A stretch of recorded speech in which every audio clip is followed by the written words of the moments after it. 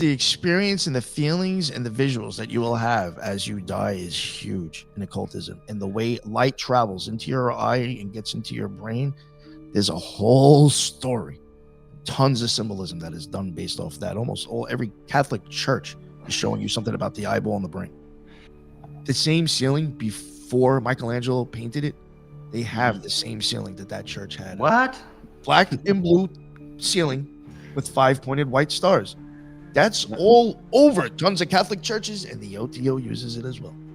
Another way I could explain it is if, like, maybe you were standing in a subway or a train station and you had cars, trains going past you, really slow, and every window on the cart was a different scene. And, like, all you do is just all of a sudden just feel this immense 1,000 times feeling of love. And you're just blasted out into an image, and you're just a part of it, and you're just there. That's it. Not thinking anything. You just feel love, and you're just having an experience and seeing things. If it's my experience, and my experience is what I think it is, you don't have to fear it. It's a sucky thing because you will give up what you have been attached to here, but the experience will be beyond your wildest dreams. I guess maybe unless, like, you're a piece of shit and I don't know what happens then. Happy Halloween!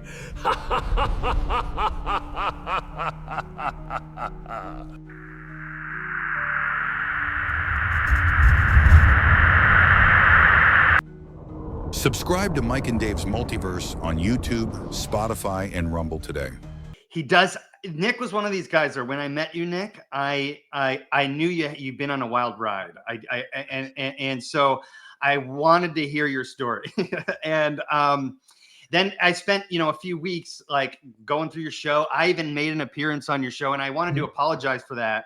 I just was going like crazy about Three Eye Atlas, and so I think that show was great. Oh, good, because I thought I commandeered the whole thing, and I felt too bad about it. But like, no, that's why you're the guest. You're supposed to be talking. It's okay, cool, yeah. And so would you do us a favor, quick? And I want to get into how the show started, but quickly tell the audience, what is your show, the concept, what you're trying to do? It's really fun. I really enjoy it. Yeah, the Occult Rejects. That's the name of the podcast. Started by almost about 5 years ago.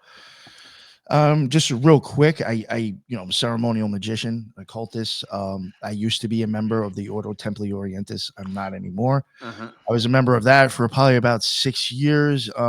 Practiced magic, and eventually I had my own experience, which I do consider crossing the abyss. And I just thought that the OTO wasn't a place for me anymore. And I left, and I started my podcast to kind of demystify and understand occultism. And also, originally when I first started out, it was very much shock value.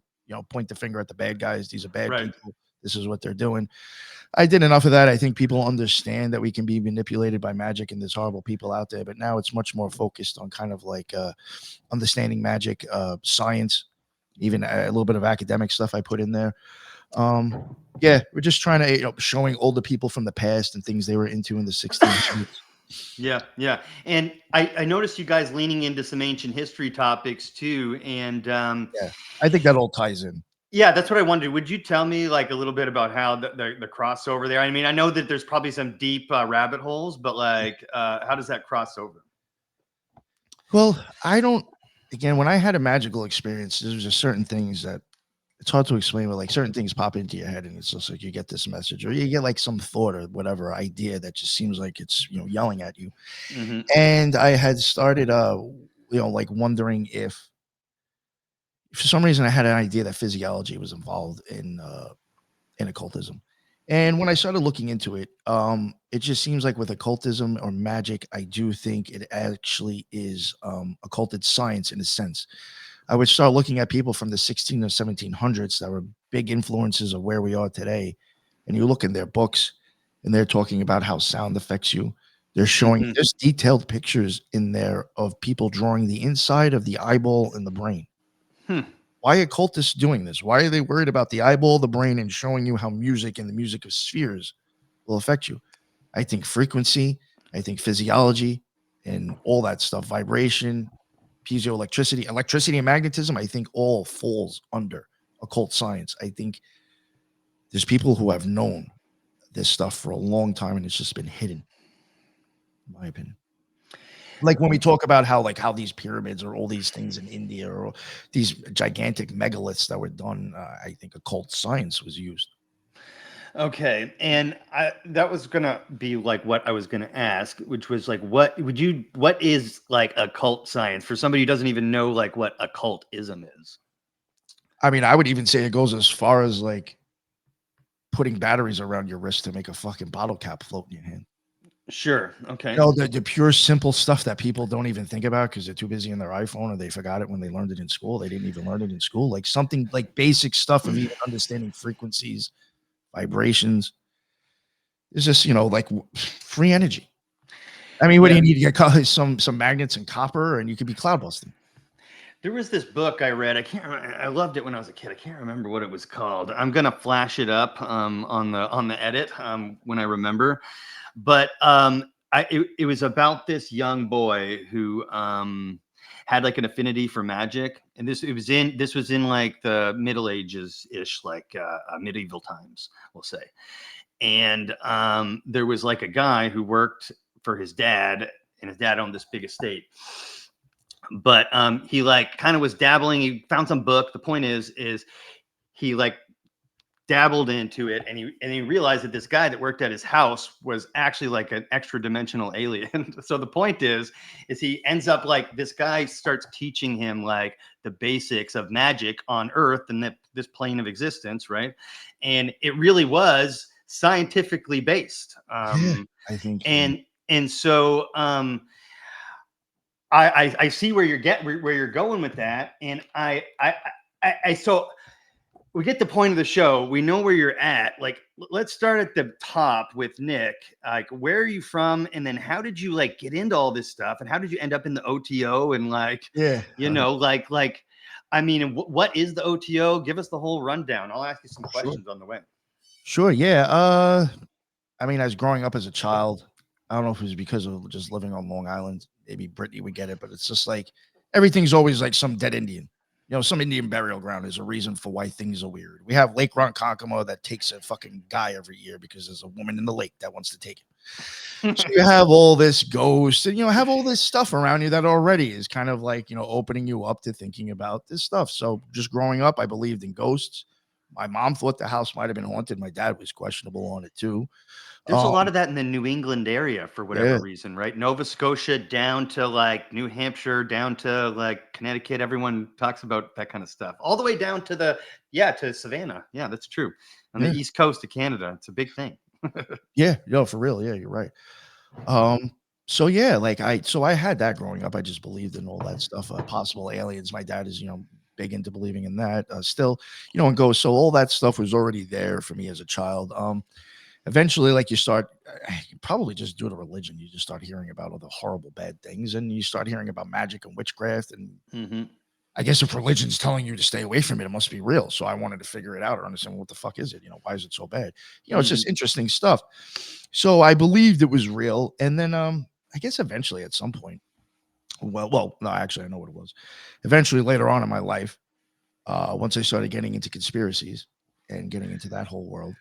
What got you into conspiracies? Not to derail. It's funny. I was actually going to bring that up. It started, believe it or not, I was watching like these almost like Blair Witch style UFO things on YouTube.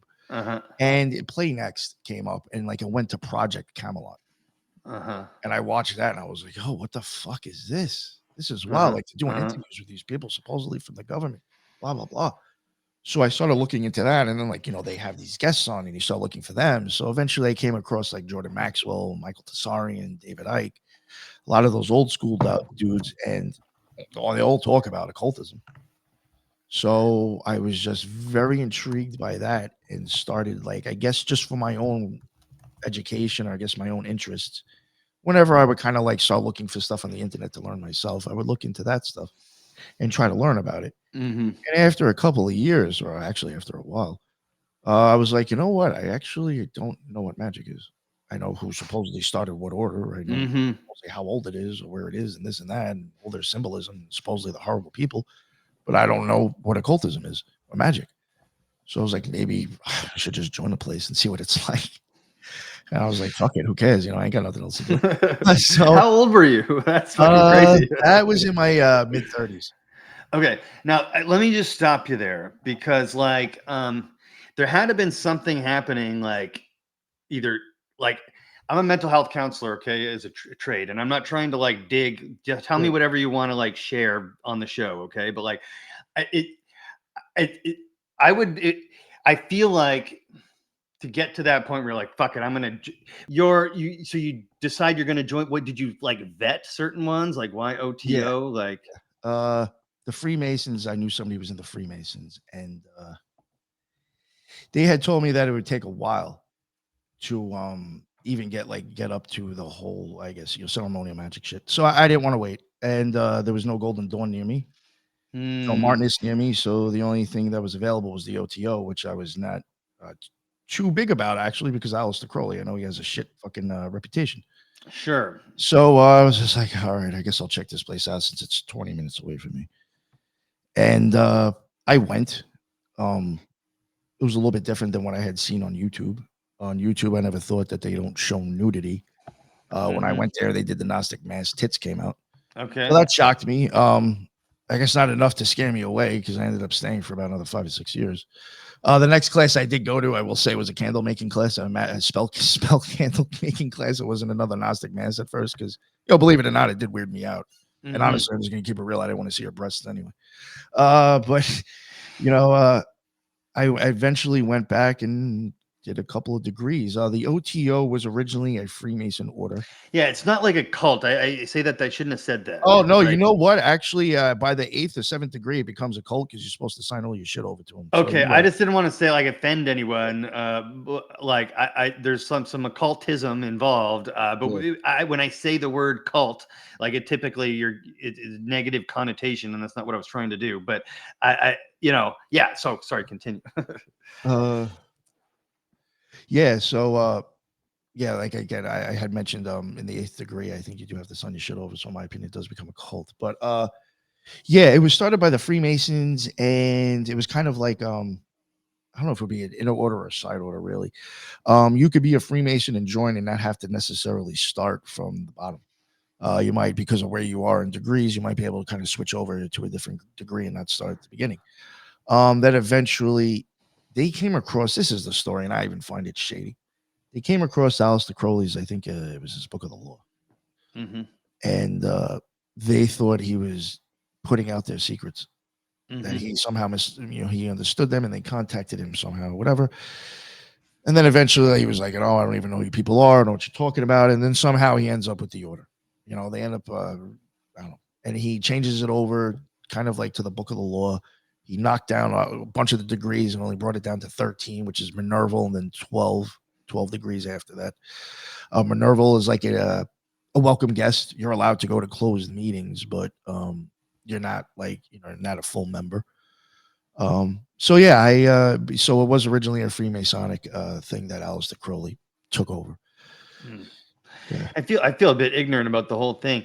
What does OTO stand for? I know you said it earlier, but I just want to make sure that Ordo Templi Orientis. Okay.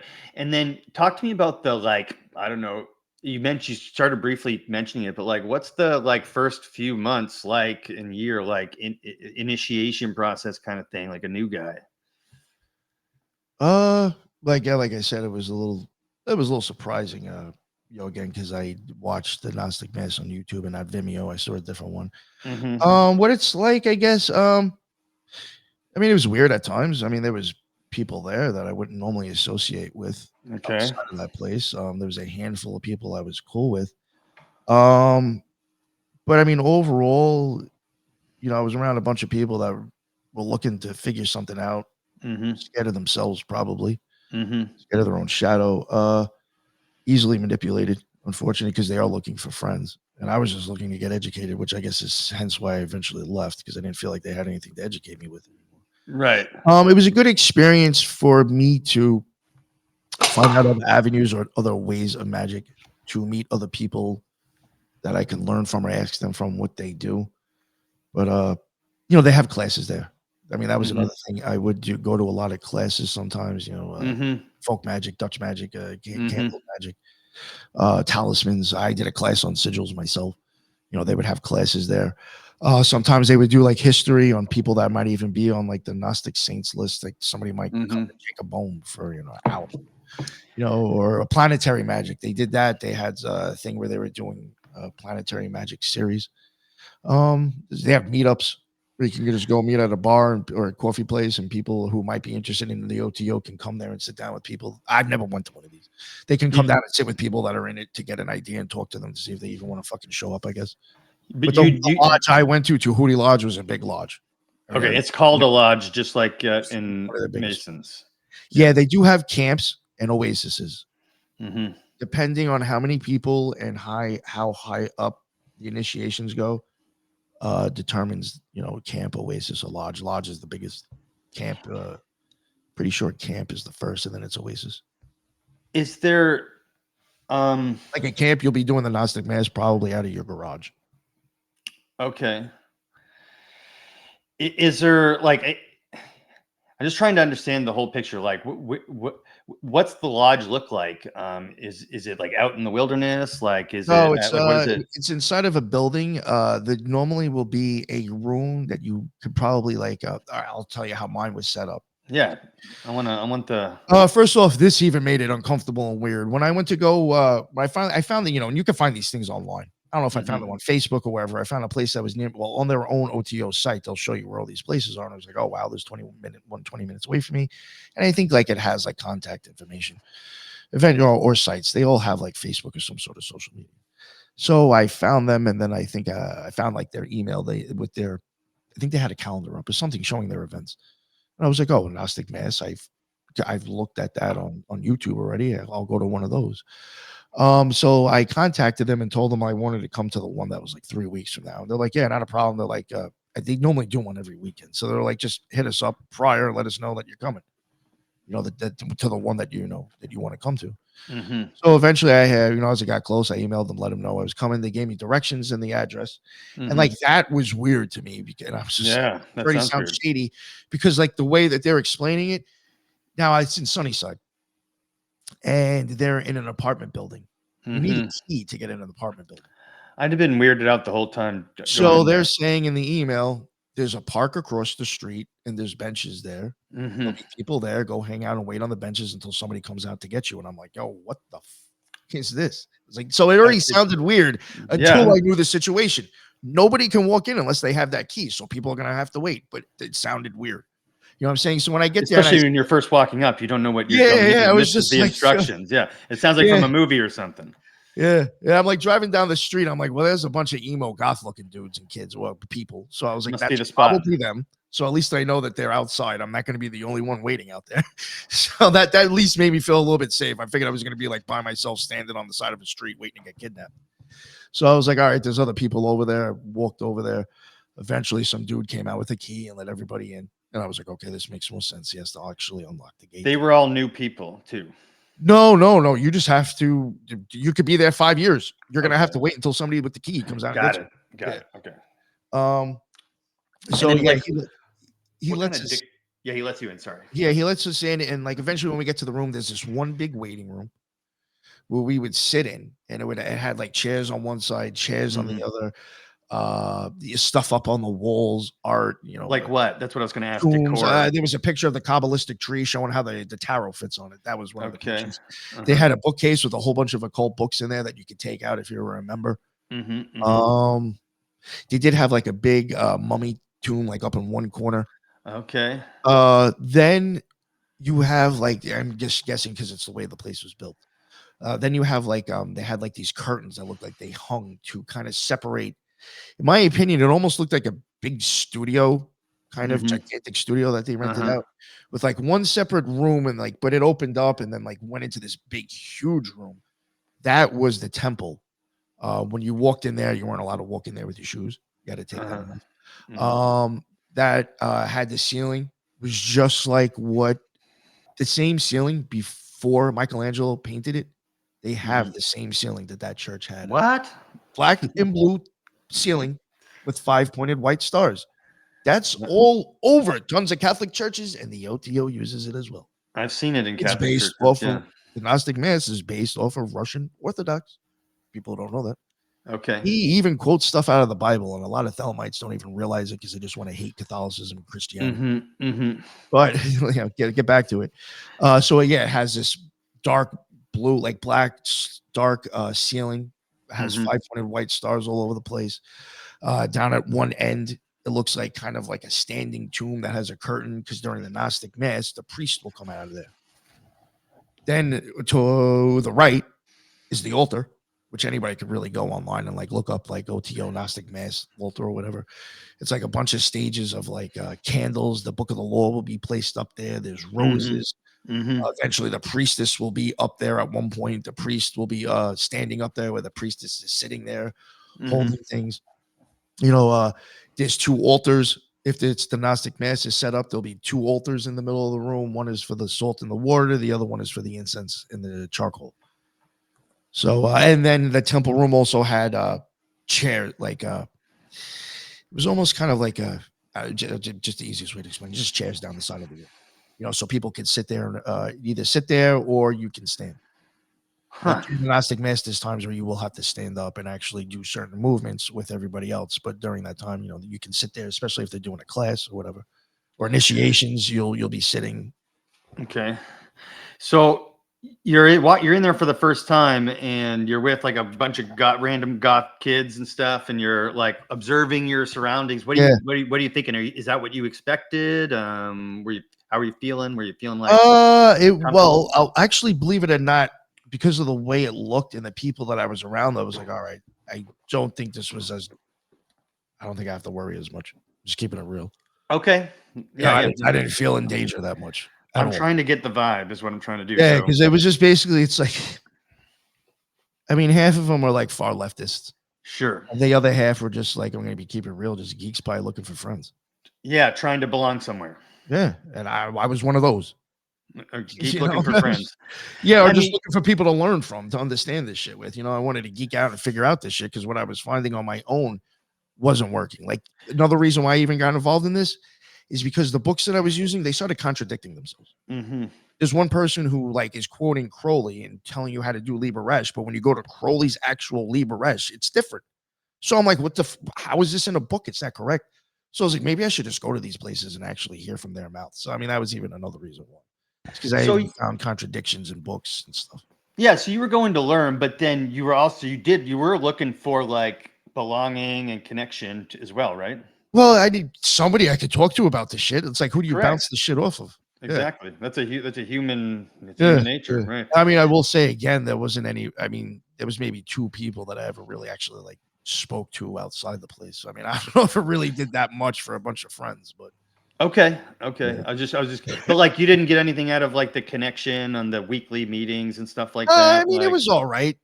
Yeah, I mean, it's there's like again, it's like going the to 2 dudes that I would coffee talk for to. groups, They would show up, and like, I'd be excited to talk to them. Okay. Doing the initiations. I mean, I'll even say that a lot of it was just a waiting game, because it's like, I want to go up another degree. I want to go up another degree and see what that's like. And it's just like, give me the information. Yeah, it's just like, all right, I'll see what I can do once a month for the next 12 months before I have to do another degree. I mean, that's another thing. I mean, I may have only gone once a month.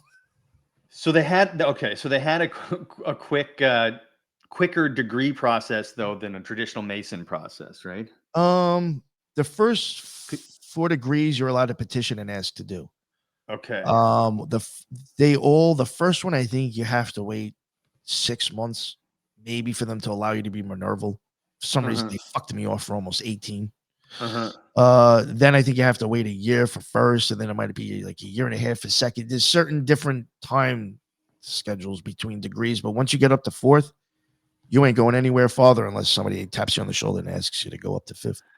Got it. And then it's the good old. And then so my opinion, after that, if you're a perfected magician, by the 4th degree, I would assume everything above that has to go along with whatever they're involved in or their ideas, like more specific at that point. Even going by with some of the rich initiations that I've read or been told, it just sounds like there's something like they have some sort of idea or maybe mission or trying to do something. Got it. And so For about 5 years, you were going once a month trying to learn something and Yeah, trying to maybe learn this sometimes stuff. twice. I mean, I might have went bi-weekly a few Okay. times because there was another class or somebody was showing up to speak that was in the order that was kind of known. And so were you learning what you intended to learn from? And if so, what were your takeaways, at least from the 5 years, even though it wasn't like you weren't like drinking all the Kool-Aid, you had a couple sips, and did you learn what you wanted to learn? Or Yeah, I actually, a lot of times I say whenever I do other interviews, I say I think the best thing out of it is I learned who I didn't want to be. who I didn't want to be? Can you elaborate? I didn't want to be scared. I didn't want to be Okay. controlled. I didn't want to worship another man that supposedly started this order. Sure. I just realized that the image, for me, I realized I just didn't belong there for real. And that's hard to explain. I'm not even trying to stick up for this dude, but in my opinion, that order is just a fucking mess because they don't understand the word that came out of his mouth or he ever written. I even think he points at science and physiology. And it's like nobody in the order wants to admit that. It's like, all right, so like either you're hiding something or you just want him to be known as a dumb fuck that didn't do anything really. So you think he did? Yes. He was aware of the science and physiology. Yeah. And that's like it. I'm just a guess. Is that likely the secret that's being hidden at the higher degrees? That's part of it. I mean, there's even people who have been on my show that have been in the OTO or still are, and off camera, they won't say so much. But all right, I had asked Carl Abrahamson one time if you were looking for the answer and you're on a bookcase, where would you find that book? You know, in what section amongst which books? And he said between magic and science. Between magic. Oh no, magic and physiology. I think between magic and physiology, which is that? Yeah, that's a bullseye. I was asking him prior stuff too. I said, "You think that they actually talk about the eyeball?" And like, I don't know. You could tell just sometimes by their reactions, they just kind of don't want to say anything. But my opinion, I'm just going to put that out there. Some of the secrets of secrets in these secret societies is that there is a lot of symbolism within your eyeball and the brain. And that if you want to have a magical experience, you're going to have temporary suicide. You're going to have to kill yourself technically. Temporary suicide. Okay. I know that sounds crazy and it sounds sick to even come out and say, but you're going to have to be okay with dying. Look at a shaman. If you want to have a shamanistic experience, you're pushing yourself to the edge. Yeah. I can think of examples of that in cultures around the world and different traditions and stuff like that. People in boxes and making them think they're buried alive. You're going to fucking snap their brain. Yeah. People there's those monks that slowly starve themselves to death and dehydrate themselves to death and things like that. So can you like the experience and the feelings and the visuals that you will have as you die is huge in occultism. And the way light travels into your eye and gets into your brain, there's a whole story, tons of symbolism that is done based off that. Every Catholic church is showing you something about the eyeball and the brain. And this is why people who have done certain psychedelics to a certain point go to these places and then they see it differently. These churches and chapels, they're like, whoa. Or people who have been to that brink that you're talking about, right? One thing I do want to add though, real quick, believe it or not, it wasn't until really COVID that I had stopped smoking weed for a while. So, and I had my magical experience. I stopped for 3 years. I stopped for like 12 or 15. I was totally sober whenever I was doing any of this stuff. So I can't even chalk it up to where, I had mushrooms and I had an experience. Nope. This was all sober and authentic without drugs. Yeah. And I know. And so this happened at the OTO through the that's another thing. This all happened on my own. And the craziest thing is that when this stuff started happening, the first time I did a ritual, I stopped doing rituals because I was like, I wasn't expecting that. And it kind of freaked me out. I'm going to be totally honest. So I was like, let me just pump the brakes, figure out what that was, because I still can't figure out what I just experienced. And let me just do back to basics. I'll just meditate. Before you know it, I'm doing the same fucking thing again. And then I'm doing it 3 times in a week. And I find myself in the hospital because I just fucking fried myself out. I hate to keep making this comparison, but it does remind me of psychedelic experiences. Oh no, that's what a lot of people will say that. Yeah. Because when you have a weird one, a profound one, you do, you go, fuck, what the hell was that? And it's No, advised. it even changed my pupils, which is what freaked me out. I say that a lot. I have one that was pinned and one that was open. Like, That's when, insane. like I'm just gonna keep it real. I could be wrong, but when the Liver King was acting crazy with Joe Rogan, what's Yeah. going on with his eyeballs? One was pinned, one was blown out. That motherfucker just fucked with magic, and he was fried out for a few days. You're not gonna make any sense when you come back from fucking with that shit. You're better off just sitting in your house and ignoring people for 2 or 3 days. Same with psychedelics. So can you, before we get into, because I really do want to get into this experience, and if you're willing to share it with me, I'd really appreciate it. Oh yeah. But before we do, I'm going to just share, like, with you, my, like, me and where I'm coming from with occultism and magic. Okay, I've never had what I would consider to be a magical or mystical experience. I'm not open to it. I'm a very open-minded guy.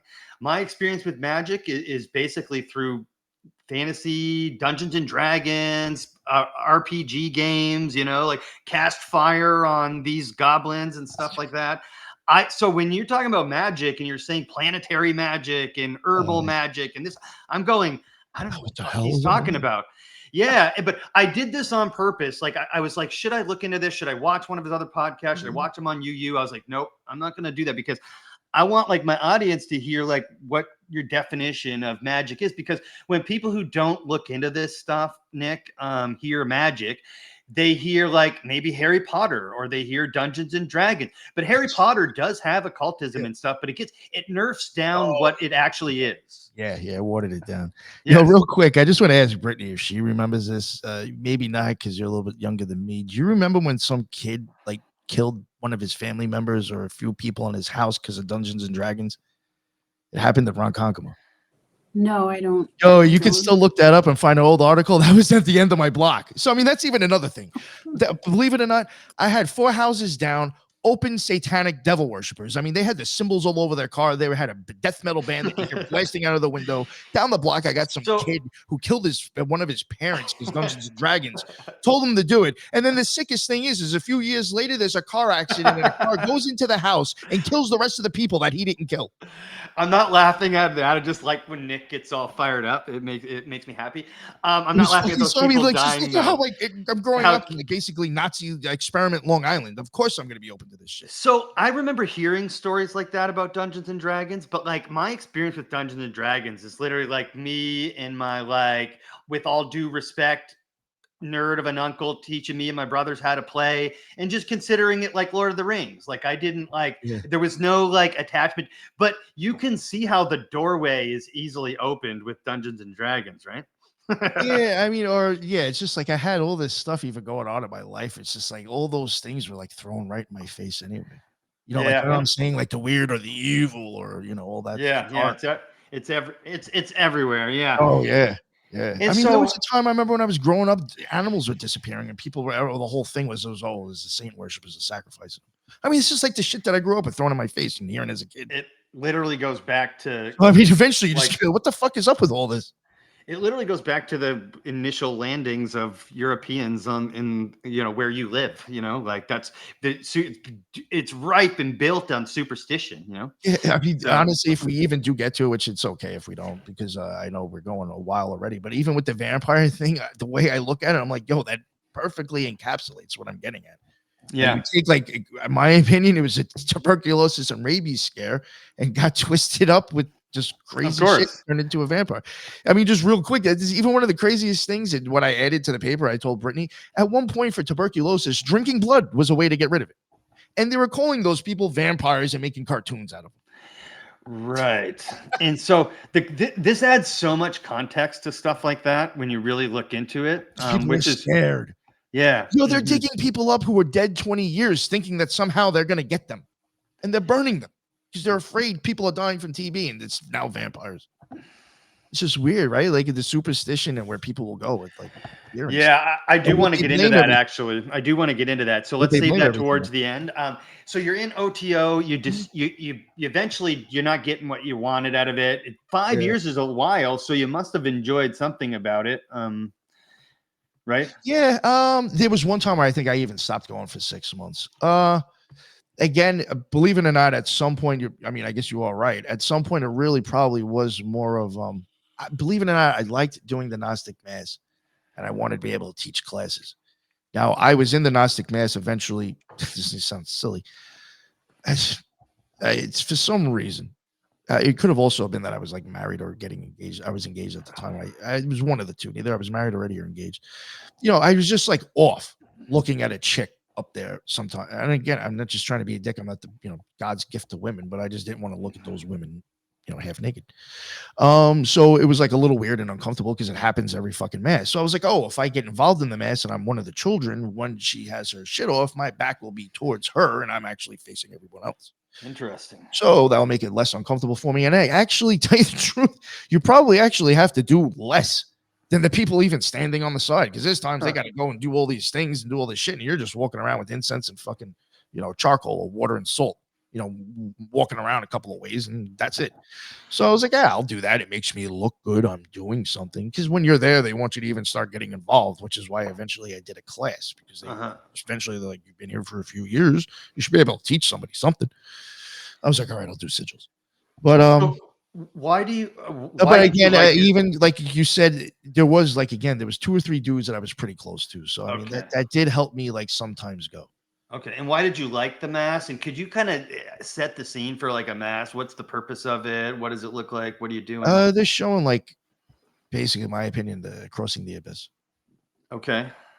And I always just thought it was deeply, you know, symbolic, and just a lot of the things. I'm just gonna keep it real, and this is an issue that I think is just rampant amongst this occult community, and even worse in the conspiracy community. A lot of people would even go back to like, everything's dicks and demons. It's like, no, I don't think people are walking in that fucking shape to make a dick in the fucking middle of the room. If anything, it looks like a caduceus or some shit. Dicks and demons. Yeah, and it's just That's a band name. Conspiracy theorists. Oh, Kabbalah, dicks and demons. This person, dicks and demons. It's all. It's just, yo, whose dick looks like a fucking obelisk? Can you please tell me whose dick is actually shaped like an obelisk? Because nobody's dick, I'm sure, looks like that. You're gonna call it an obelisk because you don't understand science. It's actually conducting electricity, probably. I'm sorry. John, it's just, it's tiring. It's like, oh, I don't understand it. It must be a demon or a fucking dick. I'm sorry. You know, Satan's involved in there somewhere. Jesus Christ. Yeah. Okay, it's not him. So I just, you know, I even got tired of the people's explanations of what they thought was going on in the OTO. So I was very interested in trying to figure it out myself. Long story short, too, I was very intrigued, and I was like, this guy isn't doing all this shit for no reason. There isn't all this gematria, all this numbers. It's like, it's not for shits and giggles, I don't think. Okay, God, I'm sorry. Thank you. I needed that, Nick. I appreciate it. Well, the Dicks and Demons ones normally gets people going the first time I say it. Oh, my God. That's your D&D, too, right? Oh, fuck. I'm clipping that so hard. All right. So, so that's fucking getting clipped. I'm glad you got a kick out of that. Clipping that so fucking hard. All right. So you decide to leave. I mean, it doesn't sound. Well, you know what? It doesn't sound as dangerous as I thought. So is it a difficult leaving process? I wanted to leave eventually anyway, because I just wasn't comfortable there. Even the dudes that I was like cool with, like they're even kind of getting like, and I was just like, it's, you know, to me, it just wasn't worth me even going to like see them. I was like, I'd rather text you or meet up with you in person. COVID came, and at this point, I was already like, timing. I was already not going for a few months. So even again, out of this 5 years or 6 years, you could probably take a year out of there that I just like stopped fucking around. So at one point, I stopped for about 6 months, and then at the end, I stopped for about 6 months. Sorry. I'm listening. I swear to fuck. I just laughed at the Dicks and Demons thing. Okay. It's all right. So COVID comes. I'm good. And like all of a sudden, it's like, all right, Jesus has balls and Horace is scared as shit because the OTO closed their doors and the fucking churches are still open. So I was just like, yo, why are you guys crumbling with the CDC? Yeah. And then they started doing these Zoom meetings. And I'm like, you know what? That's actually fine, because like I could do a Zoom meeting. I don't even have to turn on my thing. I could lay on the couch, smoke a cigarette, and just That listen to sounds better. bullshit. Yeah, and make it look like I showed up and I did my thing in case I still want to stay active. It was just And like get to the next level to get the next information. yeah. So, which really isn't much that they're giving you, actually. Yeah, I mean, you have to. Again, I don't think you'd understand unless you had a magical experience, because I think it all goes back to certain things, Right. whatever. So yeah, basically what you're saying, I'm just like kind of just showing up and showing my name just to look like I'm active. And some of them weren't too bad. They were reading books, so I was like, all right, it's actually like I can listen to shit. That's somebody's opinion on something. It's like, instead of reading the book, I'll listen to them. They did meditative things. They actually were kind of busy during COVID. It was a little surprising. And then this George Floyd shit happened. Yes. Yeah. Fuck. What a crazy summer. Man. And then they put out an email if they were going to do a Zoom about the George Floyd situation. And I'm like, yo, wait, what? I don't know if anybody, I hate to use this as a reason, but it's just the easiest thing. If anybody's ever been in AA or maybe knows somebody who's been in AA, they can tell you that organization is not supposed to talk about anything except alcoholism. Politics, everything outside that building doesn't mean a fucking shit. Yeah, We're correct. here to talk about getting sober, and that's it. Correct, yes. Why the fuck is the OTO? Because they pretty much have the same exact thing. Why are you talking about George Floyd and what happened? Especially coming from a Tahuti Lodge email. This isn't even from like Connie or Kitty or one of the leftists there that wanted to have this fucking little thing. It was actually, through the email. I mean, it was probably one of them who wrote it. Correct. You know what I'm saying? It was through an official email. So I was like, all right, I'm going to go show up. I'm going to show up and see what this shit is just for shits and giggles. It ended up turning into like some like group therapy kumbaya thing to like get over what happened to George Floyd. Which, like, the funniest thing is, it's like, yo, you have one fucking black dude in this lodge anyway. Let's keep this shit real to begin with. Why are we even doing this? What are you placating this one motherfucker? So they kept on going on with that. And then near the end of it, does anybody want to get involved with any protests? And I was like, yo, what? And I started paying attention to more of their shit. And I was like, yo, and I'll keep it right. If they would have went far right, I would have left. They were extremely far left. I'm glad you said that, because that's exactly what I'm like. There was one kid that I was cool with that I started realizing he was kind of far right, and I stopped fucking with him. Yeah. So, I mean, that's even another reason why I'm leaving, because there's even less people now that I even want to hang out with. That's how you find the crazies in all environments, in church, in politics, everywhere. If they're super far one way or the other, you stay away. That's what I've learned over the years. So like that really did it. And then, then this is what killed me. I mean, I think I had already stopped going, or like I wasn't even being involved, but like I got an email like a couple of weeks later after that saying now that if they do open up, they did a survey, which is funny because me, my friend Jordan, my friend Mike, and my friend Jason, all of us got in touch with each other like almost around the same time because we all got the same email and we're like, did you ever get asked for this? 93%, which is, a number that they use anyway, 93. Crowley uses it, the limit. They even use it in 93, even when they're in emails, 93/93. They throw that shit all over the place. 93%. So now you're already making it sound cute. You're already catching their attention. Oh, it's 93%. Of the lodge is not comfortable with opening up unless we're vaccinated.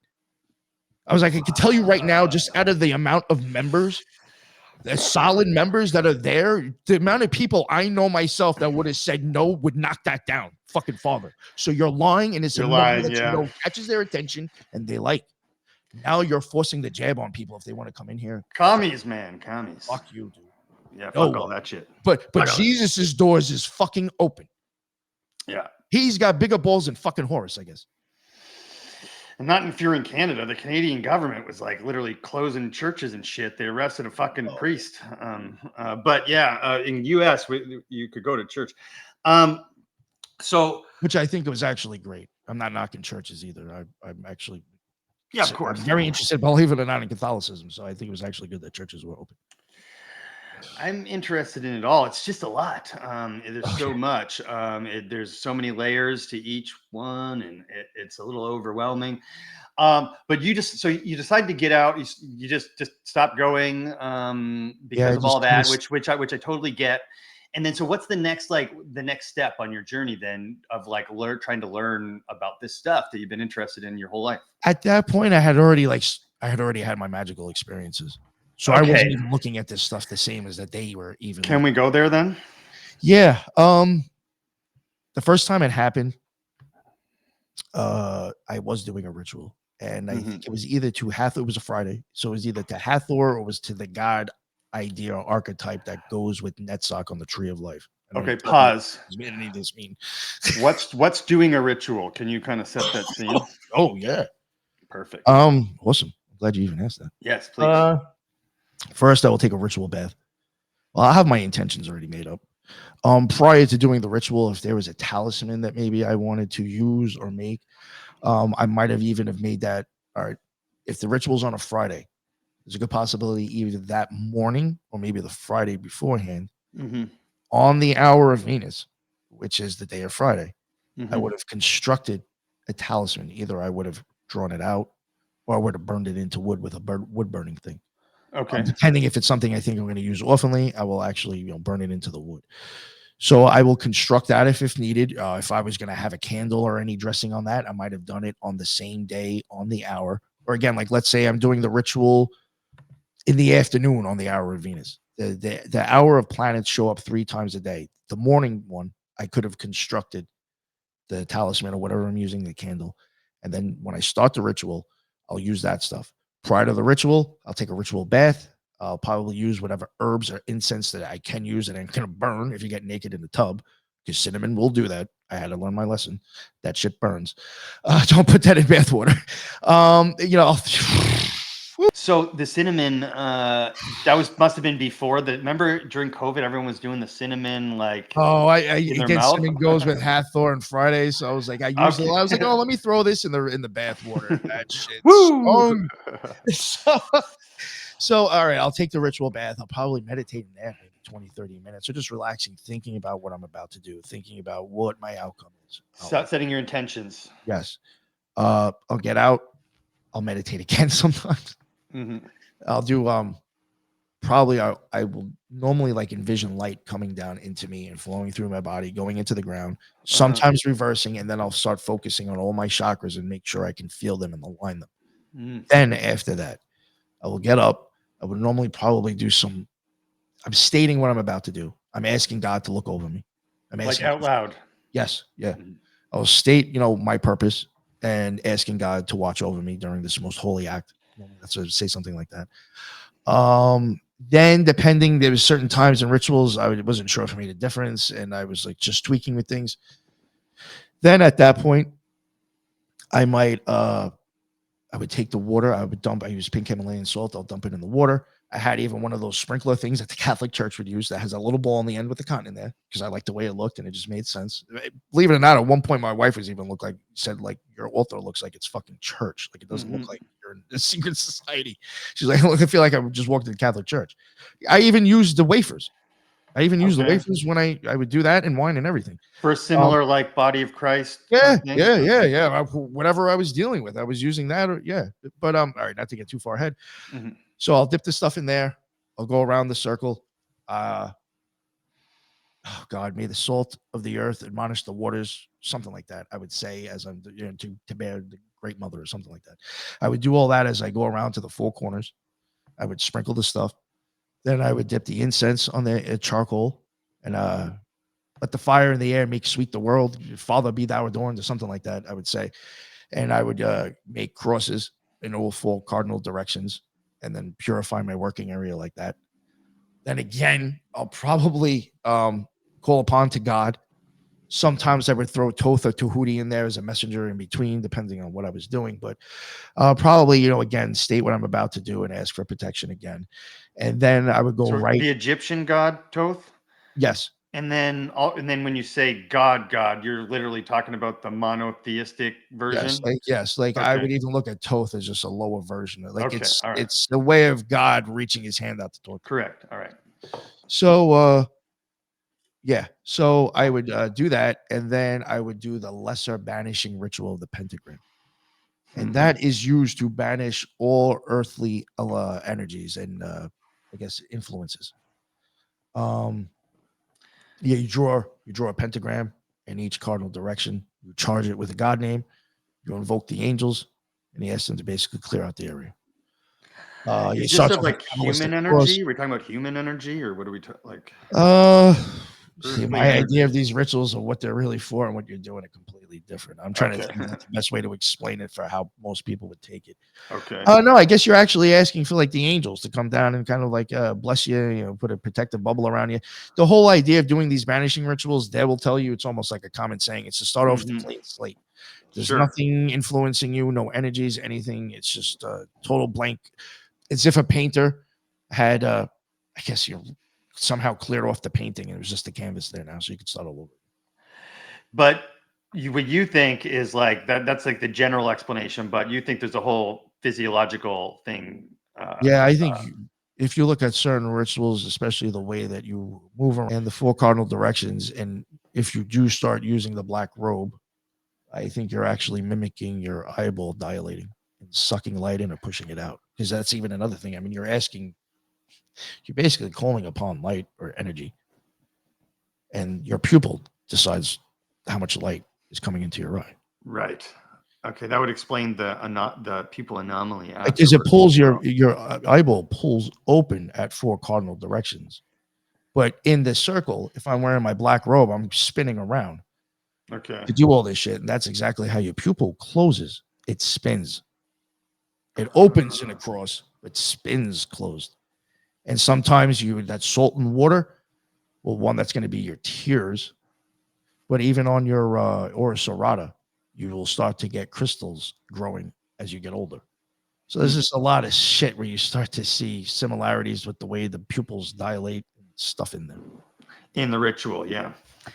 Okay, So that's a little so far out there. It's a lot more to really explain it for people to even probably start. correct, but I just wanted to set the scene. Yeah. And so I will do that. I will do that, and that banishes all earthly elementals. Then after that, I don't know if I would do like another prayer. I think after that, I would go straight into the hexagram ritual, which is the lesser banishing hexagram ritual. And that I would start drawing different versions of the hexagram in all four corners. And that is to banish all planetary influences. Okay. Yeah, it's going up a little bit higher. You just went from one earthly level up, elementals. Now you're up to banishing correct. planetary influences, which are supposed to be stronger influences. And then you have a clean slate. And then at that point, maybe you just want to do like a prayer to God or something. But like now, if you wanted to do something and start using certain energies to start contacting things, after that, normally I use planetary influences just because bigger. Well, why not go big or go home? Sure. So I would fuck with that shit. So now if I actually want to, I guess, call Hathor, or I actually want to like call down or talk to the God idea of Netzach, I'm going to have to invoke that. So now I'm going to have to do that ritual kind of all over again, but now doing invoking versions of drawing the hexagram in all four corners, matching the planet, maybe drawing the zodiac symbol inside the planet. If I wanted to get real creative, which I only did twice, I could try to figure out where Venus is in the sky at the time I'm doing the ritual. And instead of doing just the four corners at the end, I will actually draw and try to, act like I'm contacting, where the fuck Venus is in the sky. Sure. You do that. And then, I mean, this is even another thing. In the Blessing Banishing Ritual, the pentagram and the hexagram, there's very actually little, like, if you were to go look at them and read what's being said, you'd really like, this is the ritual. Because it's not really doing anything besides banishing shit. Sure. All the other stuff is actually personal. So everything else has to be now, like what I'm getting at is after I'm done doing that, the rest is really whatever I was trying to do. It's on you. Yeah, that makes sense. Okay. Because what I was thinking as you were talking about that was like my mother's generation's image of this, the pentagram, and doing this ritual, let's say, because I remember her talking to me about this as a child. Is evil devil, like that kind of thing, and don't do that and stay away from that kind of thing, and like that kind of thing, right? And it's just like I didn't ever really like took to that. I mean, I was playing Dungeons and Dragons by the time I was 5 years old, but I say what? It was you down the block for me. Yeah, exactly. But like the point is there was this, it seemed as though it feels like in the 80s and 90s, there was this sort of flash of like occult ritualistic sacrifice that turned, but which was likely a myth, and it spread like wildfire in sort of the similar way of like saying like, you know, vampirism did in the 1700s or whenever it did, right? So can you talk a little bit about that and like that influence of that like cultural zeitgeist of what occultism is and like, Well, I you mean, know, it's, like, it's funny. I even go back and even kind of reference stuff like this, and I even say that's why I even make some of my art look the way it looks. It's because I was very influenced, and it was just a very big part of my life. I remember growing up and like walking through stores and seeing album covers of like Iron Maiden, right? Ozzy Osbourne, Sure. and your It's all parents are over telling you you can't look at that stuff, you can't listen to that music. Exactly, same. And you're looking at it, and you're like, yo, but it looks so fucking weird and like, what is it? Like, what's that about? And what is it? 10 years later, when I'm allowed to start making my own choices, I remember that weird shit and can go back and look at it and listen to it now. Right. So, like, that type of stuff must have, those images or whatever I was told about that shit must have held in me something hard enough to where years later, I still went back to it to investigate. Yeah. So that's honestly kind of one of the reasons why I even make some of the art that I make. It's almost very, very Iron Maiden-esque in some ways. Yeah, and So then it's like, even like if you see it and you're like, what the fuck is that? Maybe 5 years later and you're a little bit of a different person, you'll see it again and be like, oh, what the fuck? I haven't seen any of your art. If you do have a link that we can put in the description to Oh, any just of be it, like or... my thumbnails or the stuff I post on Twitter. Oh, okay. It's your thumbnails are dope, by the way. Yeah, by like the way. This is one that I made. Correct. Yeah. And that all has to do with the eyeball right there. And the eyeball and my experience crossing the abyss, but that's all a lot of eyeball. That's the optic nerve, the crossing of the optic nerve. Is that a good way to your pupil, when it spins closed, it spins in 3 sections and it screws closed. It goes from 8 millimeters to 6, from 6 millimeters to 4, from 4 millimeters to 2. So you get 3 twists as your pupil goes. Literally like a camera shutter? Yes. And then your hyaloid canal will either be straight or it can bend. Whenever I have a magical experience, my one pupil twists closed and my other one stays open. That's same one? Twisted closed pupil, and that's the hyaloid canal that is straight and making my eyeball look bigger. So it's actually showing you the differences in the eyeballs, and your optic nerves do cross from your eyes into your brain. So this is literally all eyeball symbolism, and people are going to look at this and be like, that motherfucker worships Satan. What about the crown? What's going on there? It's me just fucking claiming who I am. Okay. I've had these experiences, so I am a man among men. And the moon?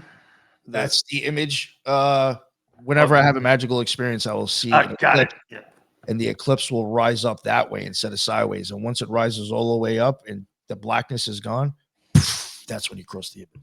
Okay. So how many times had you done these types of rituals without actually crossing the abyss? And then was there like some almost or close calls? And I've probably done like 1,000 of them. Like, you have to also understand too, like as a practicing magician or an occultist, if you talk to somebody else that's like still involved, they're probably doing this basic stuff I just said to you like 2 times a day.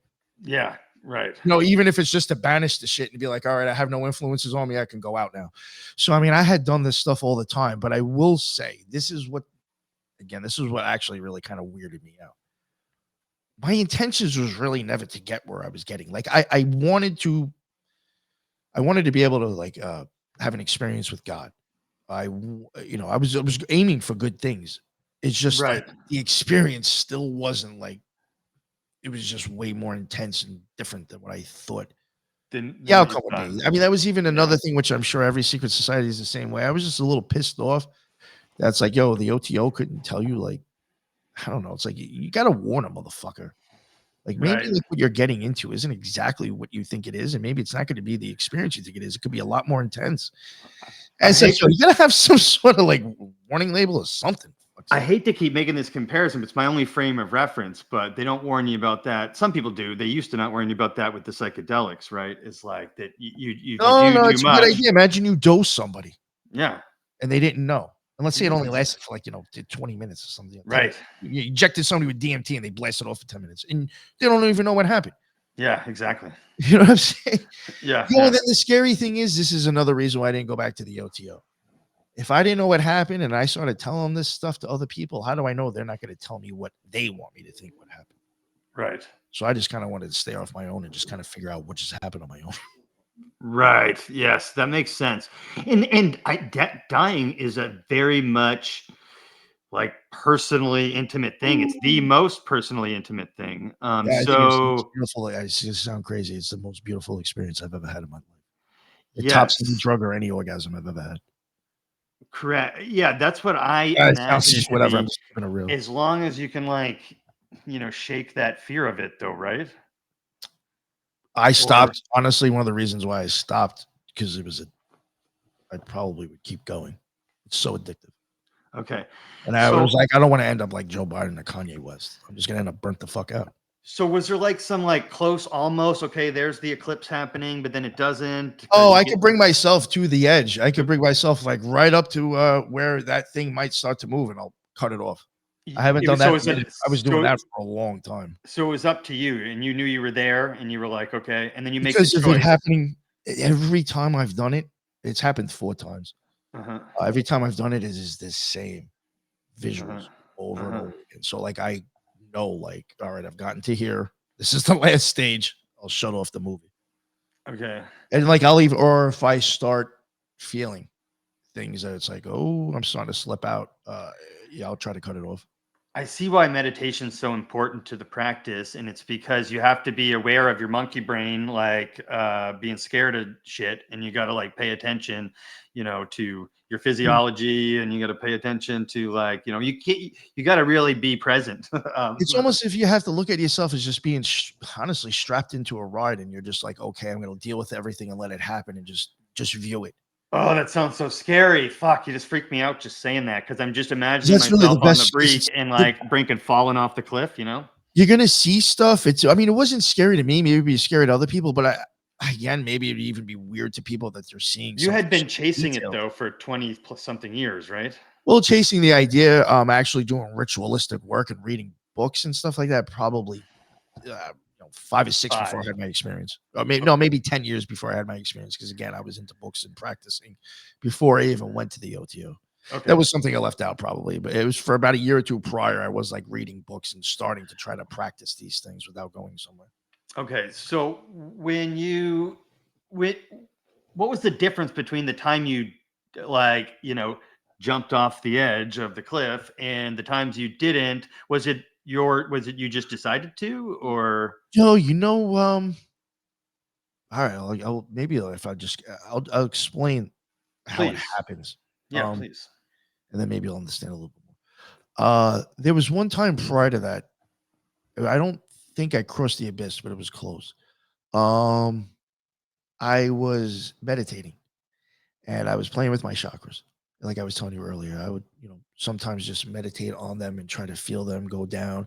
Certain things like I read in a book, exercises I would do to try to align them. Like I feel like I'm pulling on both ends, all this stuff that's just suggested things to do. I was just doing that. And I was like, oh, let me just push on my pineal gland. Everybody, you always hear about the pineal gland. Like push on it?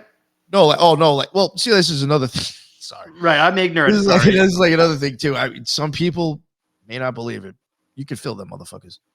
I can sometimes when I'm like either running for like at least 10 miles, or I can literally see it in front of my brain, or like if I am like super, like I've done a bunch of mushrooms and I'm paying attention. So for me, like I could even probably like start to do it now and feel it, but like right here, I could always it's just weird. I can focus there and send pressure to it and feel my pineal gland. I get it. Okay, You can I feel the understand. chakra. Yeah. Feel something there, almost like a spinning thing. Some people, it's almost like a Tasmanian devil, these little things like spinning around the spheres. So when my acupuncturist puts a needle right there, he slowly kind of spins it around and he says some weird ritual to himself. Anyway, I can feel I can actually see my pineal gland then too. See, yeah, It's so weird. maybe like, yeah, you understand. So I would feel it, and then I was like, so I guess this just sounds weird. I'm focusing and trying to push energy there and feel my pineal gland, the third eye chakra. I have my eyes I'm gonna closed. do it right now. I have my eyes closed. I'm meditating now. This is after I've done the whole All the stuff. all that stuff. Just sitting there now, focusing on my pineal gland. And when people meditate, I'm sure they'll realize with your eyes closed, after a while, like the dark gets a lot darker because you've had your eyes closed. You're not so focused on the world around you. It gets really dark. I'm pushing on the pineal gland, and all of a sudden, like as if I was looking down at a black table, and I thought it was black as shit, and like I might have sneezed and it blew dust away, and now it's really fucking black. Like oil is coming out of the ground. There's something on a black ground. So like it looked like it just got darker as I started to push. And I was like, what the fuck? And like I let go, and like all of a sudden it kind of goes back. And I was like, yo, what? So like I'm like meditating, and I start focusing on all of a sudden it starts to look like it gets real black, and it starts to have like these, like an oil slick in a road, how you'll see like those rainbow colors in it.